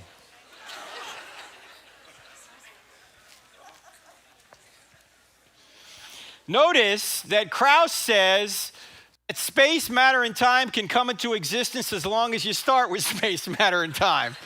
Okay, you really cleared things up for us. And he also said this, if you notice, there's no evidence for God. Now, what can you say to somebody who says that? What you can say is this. You can say, well, what evidence would you need to see in order to say, okay, this is evidence for God? However, I actually ask a different question. I ask them this: why is there evidence for anything? Think about this for a second. For example, why is it that when we put 2 parts hydrogen and 1 part oxygen together, we get water and we can know it? We got it yesterday, we'll get it today if we do it, and if we're here tomorrow, chances are it'll happen the same way. Why is that? 2 reasons. Number 1, the world is orderly. And number 2, our minds can ascertain truths about the real world outside of our skulls. What best explains that? An orderer and a mind. In fact, as we go through this, you're going to see that God just didn't create the universe. God sustains the universe. What I'm saying here is that atheists have to steal an orderly universe where you have a mind, where you can discover evidence. They have to steal that from a theistic universe to get their atheistic universe to work. Also, you didn't hear this because he mumbled it, but I've seen Lawrence Krauss interviewed before. He says, we celebrate there's no God. My question is, why do you celebrate there's no God? I mean, think about this, ladies and gentlemen. If Christianity's true, it's the greatest news ever. Because we can be reconciled to God, and we can enjoy him forever and our loved ones as well. We can be not only forgiven, but given his righteousness. Why would anybody celebrate that that wasn't true? It's not a head problem for Krauss. It's a heart problem. In fact, he said, like my friend Christopher Hitchens. Do you guys know who Christopher Hitchens was? Christopher Hitchens was a brilliant British atheist who sounded more brilliant than he was because he had a British accent. Okay? I had a couple of debates with him many years ago. He died about 10 years ago. In fact, he died 10 years ago today, or within a day or two of right now. And Christopher Hitchens called himself an anti-theist. That doesn't mean he just doesn't believe in God. He's against God. He doesn't want God to exist. The same thing is true with Krauss. Now, this doesn't mean that what he says is wrong. Just because you have a bias against God doesn't mean your arguments are wrong. But I think his arguments are wrong in addition to the fact that he's against God. All right? In fact, you know what the number one argument now to try and avoid God by the atheists is? The multiverse. I mentioned it briefly earlier, that there just happen to be all these other universes out there, and ours, which looks designed, really isn't. In fact, we're going to get into the design argument here in a minute. In fact, National Geographic a number of years ago took the liberty of drawing something to show us what this universe, this multi-universe reality could look like. Here's what they drew. Self-generating universes. Multiple universes grow like branches from a tree trunk in a model that allows the universe to create itself. Hello, McFly. Can you create yourself? No, you have to exist prior to creating anything. I don't know about you, but I'm not going to let some graphic artist down at National Geographic draw some sort of demented French horn to get me to believe that's how we got here. In fact, one scientist in the article said this: it's sort of like we're brushing our ignorance under the rug of the very early universe. This man, Robert Jastrow, was an agnostic astronomer who started the Goddard Institute for Space Studies. He's since passed on, but in 1978 and again in 1992, he wrote a book. He first wrote it in 78 and then updated in 92 called God and the Astronomers, where he went through this surge evidence I just mentioned to you earlier, that the universe had a beginning. He's an agnostic. In fact, on page 1, he says, I'm an agnostic on religious matters. In other words, I don't know whether God exists or not. But then at the very end of the book, after he goes through all the evidence that the universe had a beginning, here is the way the book ends. This is worth the price of the book. He says, for the scientist who has lived by his faith in the power of reason, the story ends like a bad dream. He has scaled the mountains of ignorance. He's about to conquer the highest peak. As he pulls himself over the final rock, he's greeted by a band of theologians who've been sitting there for centuries, saying, what's the best explanation for why we're here? In the beginning, God created the heavens and the earth. Now, we're not up here quoting Bible verses to show you that creation took place, even though I just mentioned one. We're simply saying that the evidence is congruent with what the Bible says, that there was a beginning. Not only was there a beginning, there was a very designed beginning. This is known as the teleological argument now, and there are two aspects to the design argument. The universe appears to be designed, and life appears to be designed. So the question is, what caused the universe to have such extreme design? And what do we mean by design? Well, in recent decades, maybe the past 50 to 70 years, scientists have discovered that the universe is highly fine-tuned. What do we mean by this? That if you were to change any one of a number of factors about our universe, virtually imperceptibly, there would either be no universe or there would be no universe that could support life. And even the atheists are admitting this. That's why they come up with the multi-universe theory, to try and get around it. In fact, Stephen Hawking, again, the atheist, put it this way. He said, if the expansion rate of the universe was different by 1 part in 1,000 million million, a second after the Big Bang, the universe would have collapsed back on itself or never developed galaxies. If the expansion rate were that infinitesimally different at the very beginning, none of us would be here. Now, you can't make any sort of evolutionary explanation for this. You can't say that the expansion rate evolved to this point. Why? Because the expansion rate started there. This is one of the initial conditions of the universe. It started at the right speed. Seems to me the same being that created space-time and matter is the same being that fine-tuned the expansion rate to be precisely what it needed to be. If it were any different, none of us would be here. Same thing is true with the gravitational force. If it were altered by more than 1 part in 10 to the 40th, we would not exist. What's 1 part in 10 to the 40th power? That's 1 part in 1 with 40 zeros following it. You say, Frank, I can't get my head around that number. I know, neither can I. Let me give you an illustration. Take a tape measure and stretch it across the entire known universe. That's a long way. Set the gravitational force at a particular inch mark on that tape measure. I realize gravity's not measured in inches here, but this is just to give you a scale idea in your mind. If the strength of gravity were different by 1 inch in either direction across the scale as wide as the entire known universe, we wouldn't be here. That's 1 in 10 to the 40th precision. I don't have enough faith to believe that that value just landed there by chance. And oh, by the way, chance. Does chance cause things? Who caused this? Chance. He was just here. No. Chance is not a cause.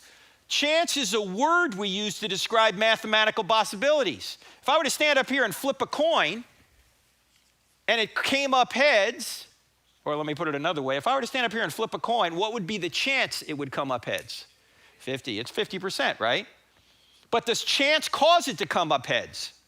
No. If we could calculate the amount of force I put on it, the wind in the room, how high off the ground we are, how we started, we could predict with 100% certainty how it would turn out, right? Because chance isn't doing a thing. Chance is just a word we use to cover our ignorance. So when scientists say, well, maybe this happened by chance, do you know what they really mean? We don't know. That's what they mean. We don't know. Look, there's only 2 explanations for that value being where it is. Somebody designed it to be there, or it wasn't designed to be there. What makes more sense? Somebody designed it to be there. Now, this is just 2 out of about a dozen of these. If you were to change any one of them virtually imperceptibly, we wouldn't be here. I don't have enough faith to believe that there's no mind behind this. And it's not just the universe that appears to be designed, so is our solar system. Let's take a look at the solar system here for a second. Here we are, 3rd rock from the sun. If we were just a little bit closer to, or a little bit further away from the sun, we couldn't survive. A little bit closer to, we'd burn up. A little bit further away, we'd freeze. We are what scientists call the Goldilocks zone. It's not too hot, it's not too cold, it is. That's a lie, it's too cold here in the winter. Okay. Axial tilt, 23.5 degrees. Change that slightly, we don't exist. Earth rotation, 24 hours. Change that slightly, we don't exist.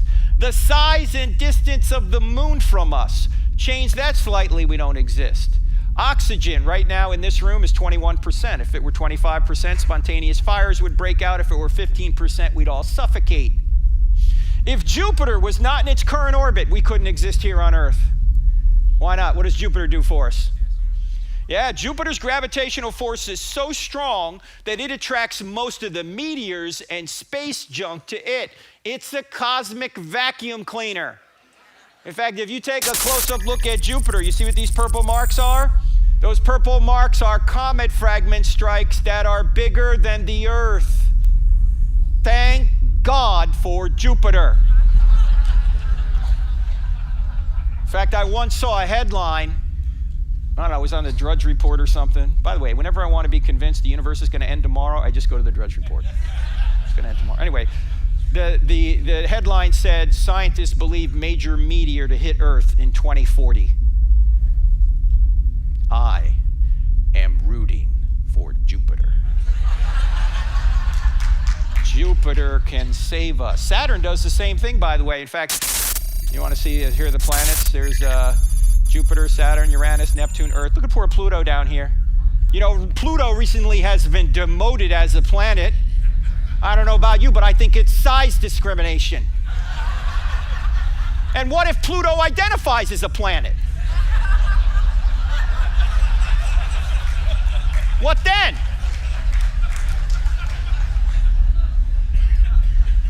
In fact, take a look at this. You can hardly see Pluto. Take a look at this.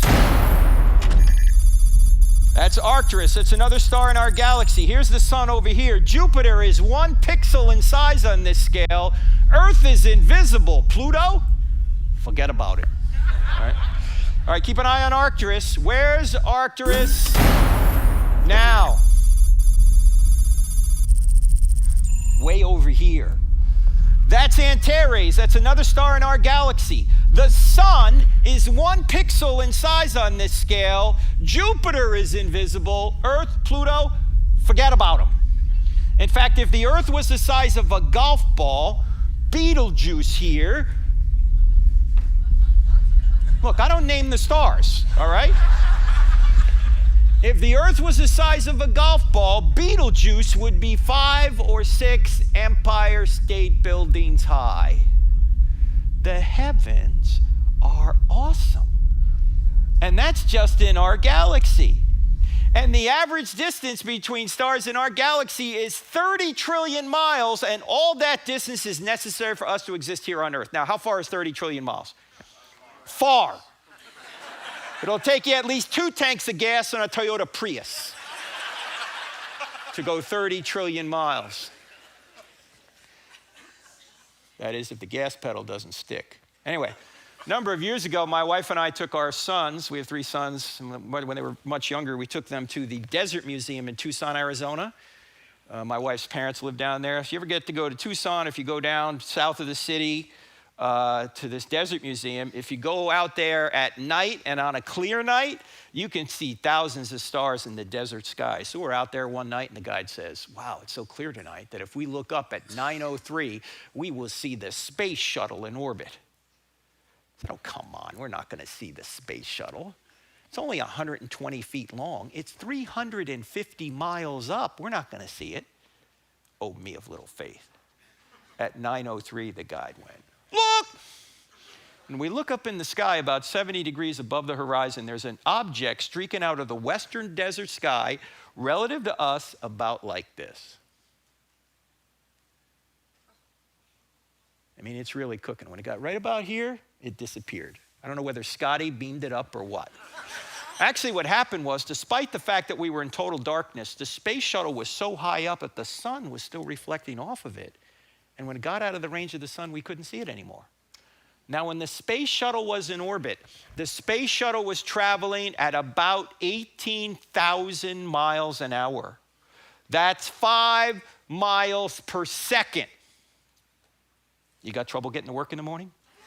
Take the space shuttle. You'll be 5 miles a second. Think about how fast that is. Well, I did a little calculation to try and figure out how long would it take us if we could get in the space shuttle and go from our star, the sun, to another star in our galaxy an average distance away 30 trillion miles. In other words, how long would it take us to go 30 trillion miles if we could go 5 miles per second? How long do you think it would take us? 10,000 years. Thousands. You must be a math major, yeah. It would take us 201,450 years. That means if you got in the space shuttle at the time of Christ and started traveling from our star, the sun, to another star inside our galaxy an average distance away, you've been going 5 miles a second for 2,000 years, you would be less than 1/100th of the way there right now. And we're going to explore space. No, we're not. We're not going anywhere in space. We can hardly get out of our solar system.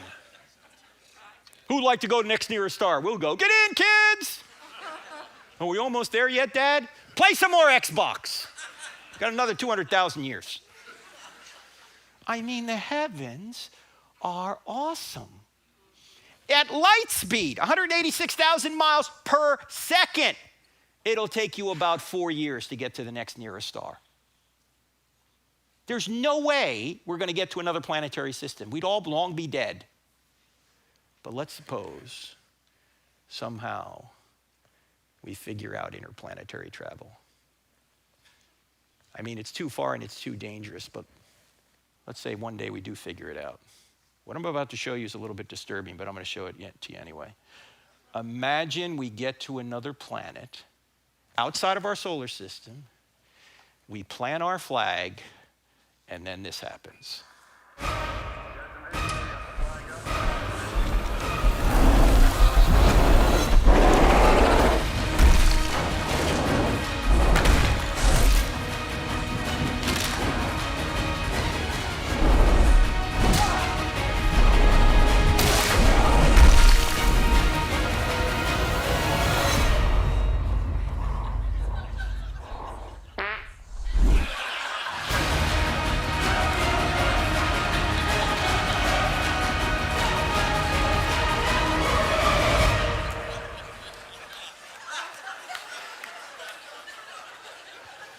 Beans are not for astronauts, ladies and gentlemen.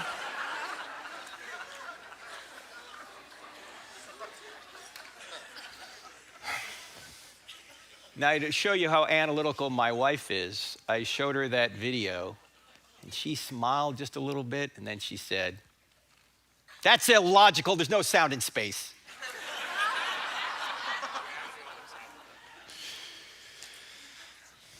Now, the psalmist says this, "For as high as the heavens are above the earth, so great is his love for those that fear him." As high as the heavens are above the earth, so great is his love for those that fear him. How high are the heavens above the earth? High. All right, let's go home. That's it. The Hubble Space Telescope has helped us discover how high the heavens are above the earth. The Hubble Space Telescope, a number of years ago, they trained it on 1/26 millionth of the sky for about 11 days exposure time. What's 1/26 millionth of the sky? Go out tonight, put a piece of rice on the end of your finger, and if the rain and wind doesn't blow it off, that little piece of rice represents about 1/26 millionth of the sky. And what I'm going to do is show you the little video they put together to show you what they found there. This is in the public domain. You can Google this. It's called Hubble Ultra Deep Field. Hubble Ultra Deep Field. I don't know if you can see this here, but along the bottom of this right here, these are mountains, okay? This is the southern hemisphere and a point in the sky where they trained Hubble. When I play this little video, the constellations are going to come up, and then Hubble is going to zoom in to this 1/26 millionth of the sky. There is no audio. It's just video. Actually, they're just going to zoom in on this picture that they took. You guys ready to go? Here it is, Hubble Ultra Deep Field. There are the constellations. Let's zoom out to 1/26 millionth of the sky.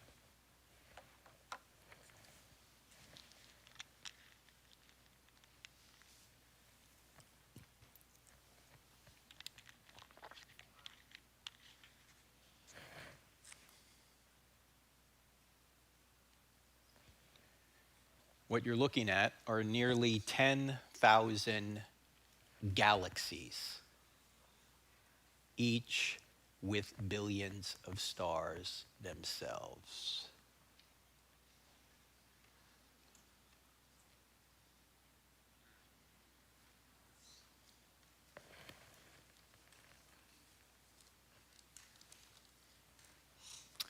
So how many stars are there in the entire universe? The number of stars in the entire universe are about equivalent to the number of grains of sand on all the beaches on all the earth times 100,000. And to go from one star to another star just in our galaxy will take you over 200,000 years if you could go 5 miles a second. Now you know why the Bible says the heavens declare the glory of God.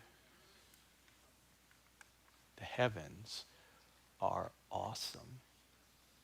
Now, ladies and gentlemen, I never, ever again want to hear anyone here at Northwest Church ever use the word awesome again in any other context unless you're referring to God or the heavens. Don't say, "Hey, awesome shirt, dude, awesome shot, dude, awesome TikTok video." No! You got to save a word for God, don't you? Amen. By the way, that passage I put up there a minute ago, that wasn't the whole passage. Here's the whole passage. For as high as the heavens are above the earth, so great is his love for those who fear him. As far as the east is from the west, so far as he removed our transgressions from us. This God, whose infinite nature means that every attribute he has is infinite, including his justice and his love, has figured out a way to reconcile those two things. Because if he's infinitely just, all of us are going to get justice, right? But his love is also infinite as well. He doesn't want to give us justice. He wants to give us grace. So what does he do? He finds a substitute to punish instead. That way he can remain just and justify unrighteous people. Who is the only substitute he can find? Who's not guilty himself? Himself. He adds humanity to his deity. He comes to earth. He lives the perfect life. He allows the creatures that rebelled against him to beat, torture, and kill him so he could save them. Michael Monsour died for his friends. Jesus died for his enemies. That's us. Now, when you consider the number of stars equivalent to sand grains on 100,000 Earths, and it will take you over 200,000 years at 5 miles a second between those stars just in our galaxy, does that make you feel insignificant? Yeah, it shouldn't. Why? Because the heavens aren't made in the image of God, but you are. In fact, let's start with simple life. Here's the second aspect to the design argument. We've seen the universe is designed, but now we're going to see that life is designed. And let's start with the simplest, among the simplest life we know, a one-celled amoeba. Is it really simple? First of all, important note. It doesn't say made by God or made by natural forces on it, right? You're going to have to look at the data and interpret the data and try and figure out what caused something like a one-celled amoeba. And in order to see what caused it, we have to go to our breakfast table. How many people in here have ever had alphabet cereal? All right. The old timers have had it, right? Let's suppose one morning you wanted to have a bowl of alphabet cereal and you came downstairs and you noticed that the alphabet cereal was knocked over on the table, and right in the middle of the table the letter spelled, "Take out the garbage, Mom." What would you assume? Cat knocked the box over? Earthquake shook the house? No, you're going to say that that's intelligent design from an intelligent being, Mom. Why? You know that because you, from now till doomsday, you can knock over that alphabet cereal. You're never going to get take out the garbage, Mom. Or let's say you're walking along the beach and you see in the sand, John loves Mary. What do you assume? Crabs came out of the water and made that message? Wind and rain? No. You know that that message must have come from a mind. And if messages come from minds, where does this message come from? DNA, the 4-letter genetic alphabet that comprises our genome. Every living thing has DNA. You have DNA, I have DNA, a banana has DNA. And your DNA is 3.5 billion letters long. All the letters are in the right order, which led this man, you may have heard of him, he's kind of a local celebrity. What is the source of information? It's immaterial with an intelligent source. Here's what Gates, who is no Christian, as you know, put it this way. He said, DNA is like a computer program, but far, far more advanced than any software ever created. That's what it is. It's digital code inside every one of your 40 trillion cells. Where I come from, if there's a code, there must be a coder. If there's a program, there must be a programmer. If there's design, there must be a designer. So where did this come from?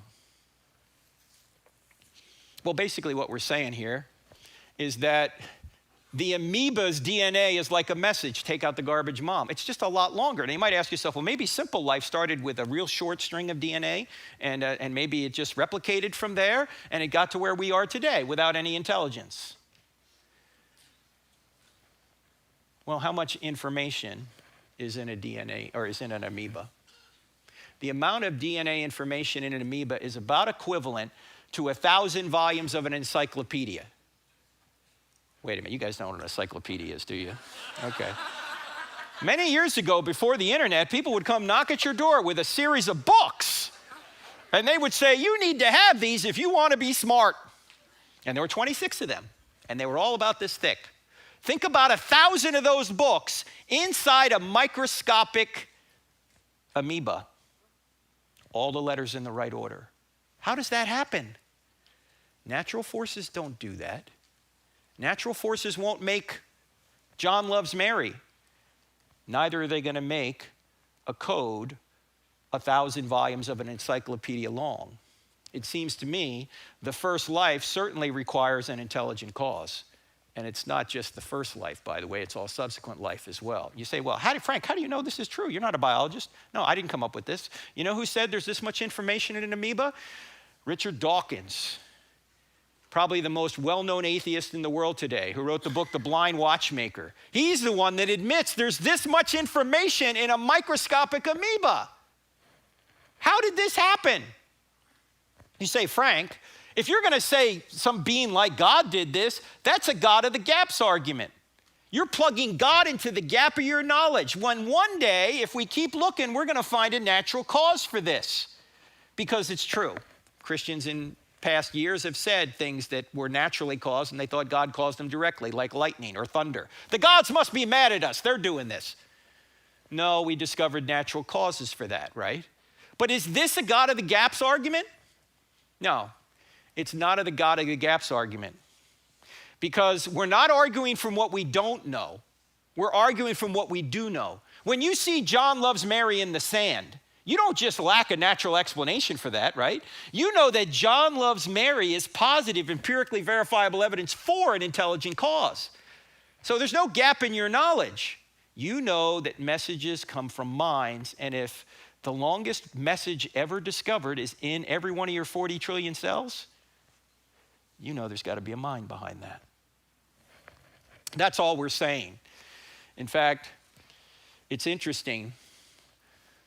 This man, Richard Dawkins, was once asked the question, how do you know, what's your best evidence that macroevolution is true? Forget about the beginning of life. Nobody knows how life began from a naturalistic perspective, but some of the atheists think that macroevolution has got us here. He was asked this, and here is how he responded. This is what Dawkins said. He said, the reason we know for certain we are all related, including bacteria, is the universality of the genetic code and other biochemical fundamentals. All right, let me ask you guys a question. Could Dawkins be right about this? Sure he could. This could be evidence for a common ancestor. But what else could this be evidence for? A common designer, right? Remember how I said science doesn't say anything? Scientists do. This could be evidence for a common ancestor, but it could also be evidence for a common designer. In fact, again, if there's a code, there must be a coder. So science doesn't say a word, scientists say things. Now, this is simple life, and it's not simple, as you can see. What about you? What about life as complex as a human being? In fact, this is you in the womb at 11 weeks. Question, is this animal, mineral, vegetable, or human? Human. In fact, let's go back even further than 11 weeks. Let's go all the way back to when your mother and your father got together to conceive you. Have you guys had this talk before?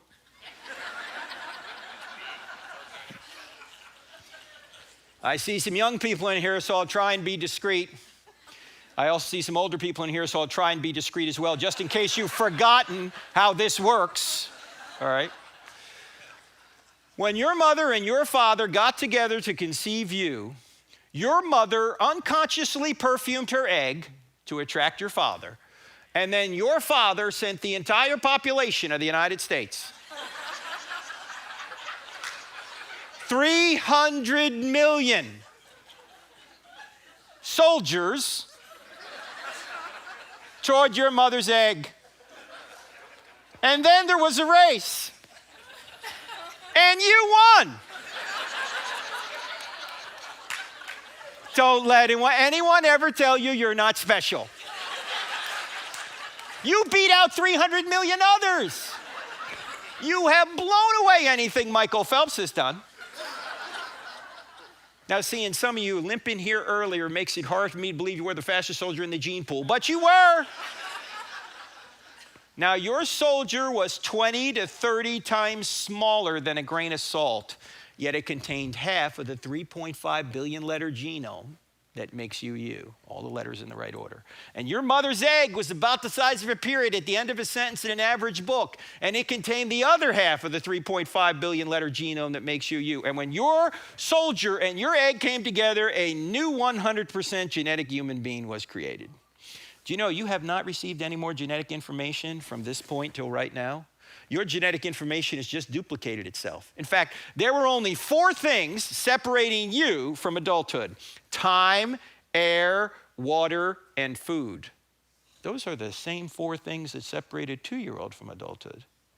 Does this have implications on the abortion issue? Yeah, I think it does.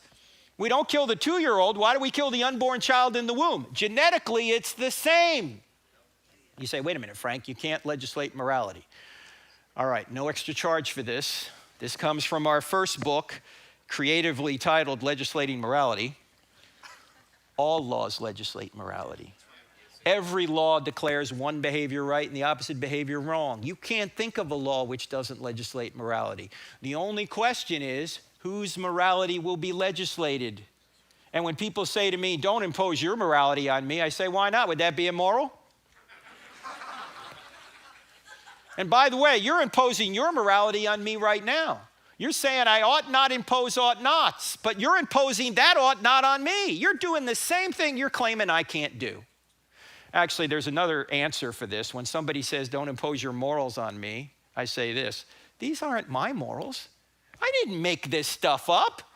I didn't make up the fact that murder's wrong, that abortion's wrong, that rape is wrong, that theft is wrong, that men were made for women and women were made for men, and the best way to perpetuate and stabilize society, which is the reason the government's involved in marriage to begin with, is to legally recognize that man-woman relationship over every other relationship. I didn't make any of this stuff up. This isn't my morality. This isn't your morality. This just happens to be the morality. The morality, Thomas Jefferson said, was self-evident. The morality, the Apostle Paul said, the Gentiles are not have the law written on their hearts. In other words, everybody intuitively understands morality on the big issues. It comes from God. And if you disagree with these morals, you don't have a problem with me. You have a problem with the Creator upon whose nature this morality is derived. Now, all right, no extra charge for that. Let's go back to this. From this point till right now, a construction project of astonishing complexity began taking place. Cells began multiplying at a rate of 4,000 cells per second. Brain cells began multiplying at a rate of 100,000 cells per second. For most of you anyway. Some cells became brain cells, others lung cells, others heart cells. Some cells went so far across you to become what they needed to become that it would be equivalent to you today walking across the United States alone. And that construction project continues to this very moment. You just made 4 million new red blood cells. You just made another 4 million new red blood cells. You just made another 4 million. Knock it off! How is all this happening? Are you thinking about this? You're going, wait a minute, Frank, time out. Got to concentrate. New red blood cells coming up. No, this is just happening. How is it happening? Well, Aristotle recognized something about 2,400 years ago. He didn't know anything about blood cells, obviously, but he noticed that all of nature's going in a direction.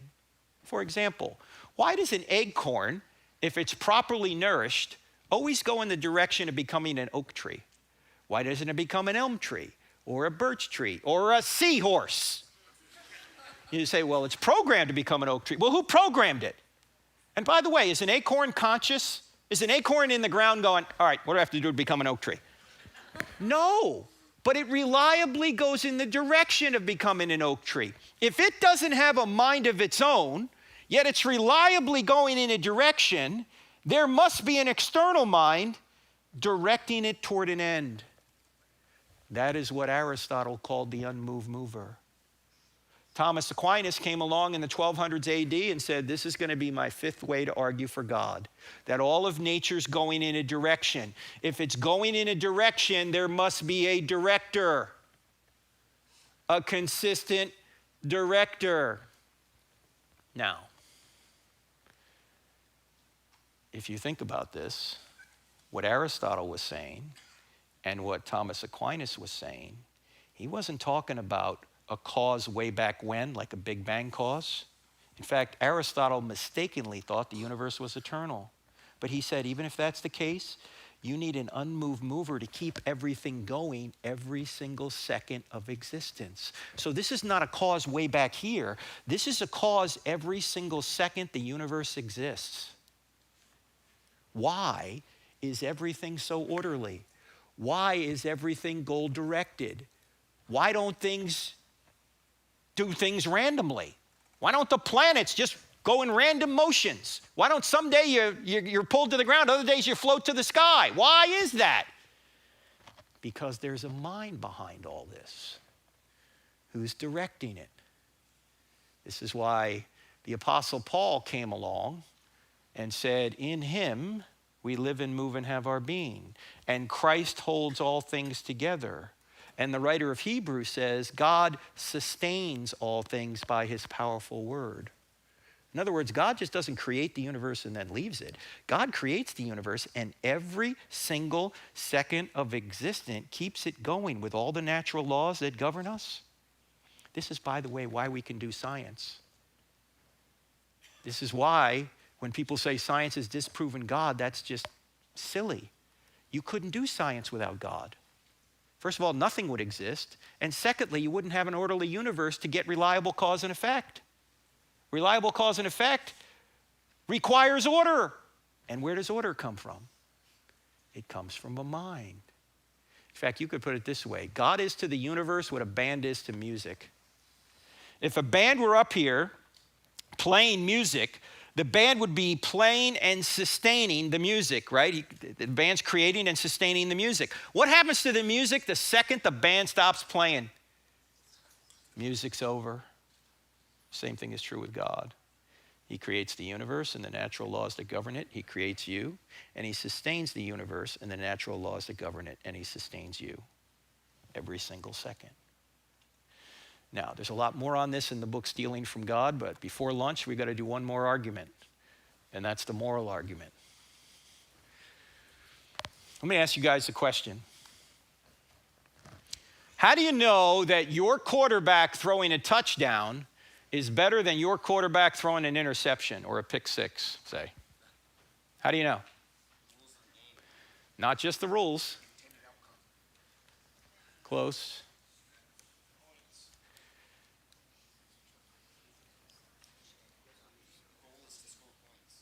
The goal.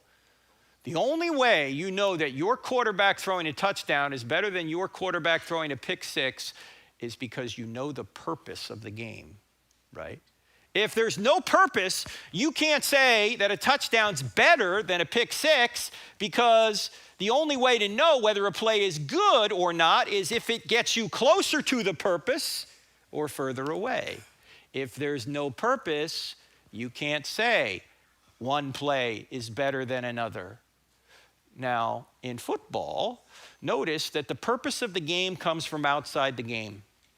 In other words, when the players show up on the field, they don't make up the rules. The rules are established before they ever get to the field, right? It's established by the owners and the commissioner and all that, and every year they tweak the rules a little bit, okay? Now, the rules of football are arbitrary. They could be different. The rules of life are not. But the rules of life have to have somebody impose a purpose on us. If not, there is no objective purpose. Everything's just a matter of opinion. You can't say a right way to live is to love people and a wrong way to live is to murder people unless you know the purpose of life. If there's no purpose, you can't say murder's worse than love or love is better than murder. Just like you can't say a touchdown's better than a pick six. Make sense? In fact, think about it this way. There's got to be a standard outside of us in order to make moral judgments. For example, how can you discover who's right and who's wrong? Mother Teresa, the Catholic nun who served the poor most of her life in India, or the murderous dictator Hitler, who, as you know, murdered at least 6 million Jews and probably 6 million non-Jews in World War II. How do you know who's right and who's wrong, or who's better than the other? Well, let me ask you the question this way. How do you know which map of Scotland is better? What would you need to see in order to know which map was better? What would you need to see? Scotland. You need to see a real unchanging place called Scotland, right? Now, if Scotland doesn't exist, then these two maps are meaningless. But if Scotland does exist, we can see map A, while it's better than map B. It's not perfect, but it's closer to the real Scotland than map B, right? So we say map A is better. It's not perfect. In other words, there's an external standard by which we can measure these two options. The same thing is true when we compare Mother Teresa and Hitler. Mother Teresa wasn't the standard, neither was Hitler. There's a standard beyond both of them by which we measure both of them. And God's nature is the standard of goodness, the standard of righteousness. Anything that deviates from God's nature is what we would call evil. If God doesn't exist, you can't say murder's wrong. It's just your opinion. In fact, if there is no God, then the Nazis were not wrong. I had a debate a number of years ago with a guy by the name of David Silverman. He was the president of the American Atheists. You can see it on our YouTube channel. And he was Jewish, but he was an atheist. And so I kept pointing this out in the debate that David, the Holocaust isn't wrong unless God exists. And you know what he ultimately said? He said, you know, you're right. The Holocaust isn't really wrong. And I said, David, if your worldview is causing you to conclude that the Holocaust wasn't really wrong, you have the wrong worldview. Don't change your intuition that murdering innocent people is wrong. You know that with more certainty than you know there's no God. So why would you go against your deepest intuition? You shouldn't. By the way, how did we convict the Nazis? At Nuremberg. We took them to Nuremberg trial, and we said, you murdered people, innocent people, outside of war or beyond the rules of war. You shouldn't have done that. These are innocent people, non-combatants. You murdered them. And what did they say? We were just following orders. And what did we say back? You had a moral duty to disobey immoral orders. Why? Because your government isn't God. There's a standard beyond your government. And that standard is what we call international law. C.S. Lewis called it the moral law. Thomas Jefferson called it nature's law in the Declaration of Independence. Apostle Paul says the law written on the hearts, that's from God's nature. Any deviation from that law is what we call evil. So if a government is wrong, you can know it's wrong. In fact, if a government is the standard of right and wrong, then you couldn't say slavery was wrong because governments at one point said it was fine. You can't have moral reformers if you're going to say whatever people decide by majority vote is right. Also, if there is no God, love is no better than rape. Oh, you may like love better, but objectively speaking, that's just your opinion. It's not better than rape. There are no human rights. We've seen, especially in our country in the past couple of years, there's a lot of talk about rights. People have a right to this and a right to that. Do you realize if there's no God, there's no right to anything? There's people out there claiming they have a right to same-sex marriage. Do you know if there's no God, there's not only no right to same-sex marriage, there's no right to natural marriage. There's people out there claiming a right to an abortion. In fact, a right to have the government pay for abortion. Do you realize that if there's no God, there's not only no right to abortion, there's no right to life. There's no right to anything unless God exists. Otherwise, it's just a matter of opinion. That's a really high price to pay to be an atheist. You have to admit nobody has any rights. If there is no God, religious crusades are not wrong. You always hear people saying, what about the Crusades? First of all, the first crusade was a legitimate attempt to take back land that the Muslims took from the Christians, but what they did on the attempt was atrocious. They killed innocent people. But you couldn't say crusades were wrong. You couldn't say slavery or racism was wrong if there's no God. That would be just your opinion. If there is no God, tolerance is no better than intolerance. By the way, are Christians commanded to be tolerant? No. Tolerance is too weak. Tolerance says hold your nose and put up with them. Love says reach out and help them. We're commanded to love, not be tolerant. And you know, in our culture thinks that in order to love somebody, you have to approve of what they do. Is that true love?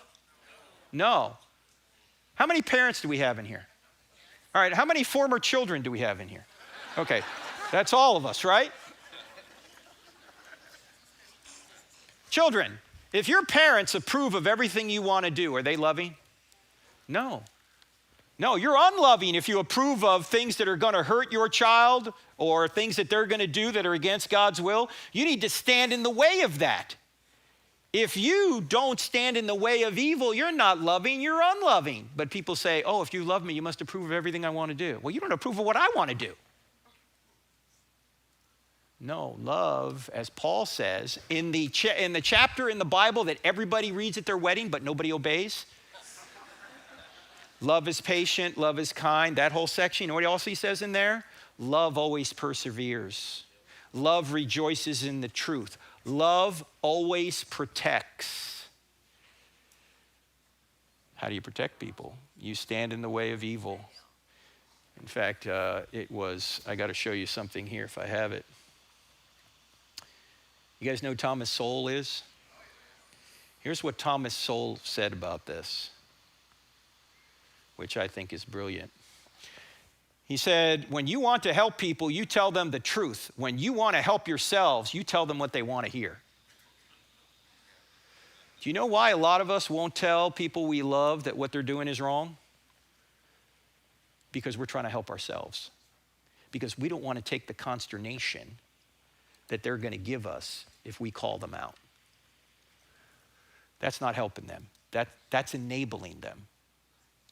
You want to love somebody? You have to tell them the truth. Now, you have to do it in the right way. You might say to them, hey, if I was going down the wrong road, would you love me enough to tell me? Good, because that's what I'm going to do right now. And finally, there's one other thing here. If there is no God, you can't complain about the problem of evil. Because evil doesn't disprove God. Evil actually proves God exists. And I'm not going to talk about it now because that's what we're talking about in the service tonight at 5, and tomorrow morning we're going to talk about if there's a good God, why is there evil? All right, so I'm going to save that for later. Let me ask one more question. What does it mean to submit? This is a word nobody likes. Submit! Nobody wants to submit. Let's break this word up though. Submission. First of all, what does mission mean? Got a goal, got a purpose, you got a goal, you're going in a direction. Simply means that you're putting your own personal mission aside to pursue this other mission. You're submitting. Look, if I'm a diva receiver on a football team and I go, hey, keep throwing me the ball, you got to throw me the ball every time. And the coach says, look, we're not going to win if we throw you the ball every time, okay? We got to spread the ball around. That way we'll win. If we keep throwing the ball to you, we're not going to win. And I go, you know what, coach, you're right. I'm going to submit my personal desires to the desire of the team because that's what I'm supposed to do. Is that a good thing? Right. I'm submitting what I want to do in order for the greater good, for the team. Now, if God exists, and he does, and if Christianity is true, and it is, we would be foolish to not submit our own little temporal purposes and goals here to his ultimate purpose and goal. Because you know you're going to be dead a lot longer than you're going to be alive. Any little thing you want to accomplish for yourself here isn't going to last anyway. You would be foolish not to submit. I would be foolish not to submit. And by the way, what is the purpose of life? Why are we even here?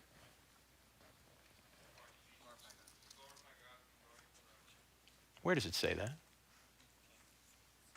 That's the Westminster Confession. It's not even in the Bible. Doesn't mean it's wrong. What is the purpose of life? Where does it say that? This is the interactive portion of the program. Why are we here? I think Jesus in John 17, when he's praying to the Father about us, says this. He says, now this is eternal life, that they, meaning us, he's praying for us, that they may know you, God the Father, and Jesus Christ whom you sent. The purpose of life is to know God and then to make him known, as Matthew 28 says. To know God. And now, again, it's not just belief that, it's to trust in. That's the purpose of life, to know God and to make him known. That's what we have to be devoted to, number one, to know God, not just intellectually, but personally, and then to make him known. So, you're probably thinking to yourself, we could talk a lot more about the moral argument, but again, we don't have time to go, it's all in the books. What can we conclude from these arguments? And you got to go, wait a minute, Frank, these arguments are too easy. The atheists have to have answers to this. They're not good ones. In fact, let me show you what C.S. Lewis said about the worldview of atheism and how if atheism's true, you shouldn't even be able to reason. I can't say anything better than C.S. Lewis, so I'm just going to quote what he said. It's 2 slides. You ready? Here it is. Suppose there were no intelligence behind the universe. In that case, nobody designed my brain for the purpose of thinking. Thought is merely the byproduct of some atoms within my skull. But if so, how can I trust my own thinking to be true? Are you with him so far? Basically, he's saying you're just a molecular machine if atheism's true. You're just a moist robot. Everything you think is just the law of physics working on you. There's no free will. You weren't designed to really find truth. That's what he's saying. So he said, so how can I trust my own thinking to be true? But if I can't trust my own thinking, of course I can't trust the arguments leading to atheism and therefore have no reason to be an atheist or anything else. Unless I believe in God, I can't believe in thought, so I can never use thought to disbelieve in God.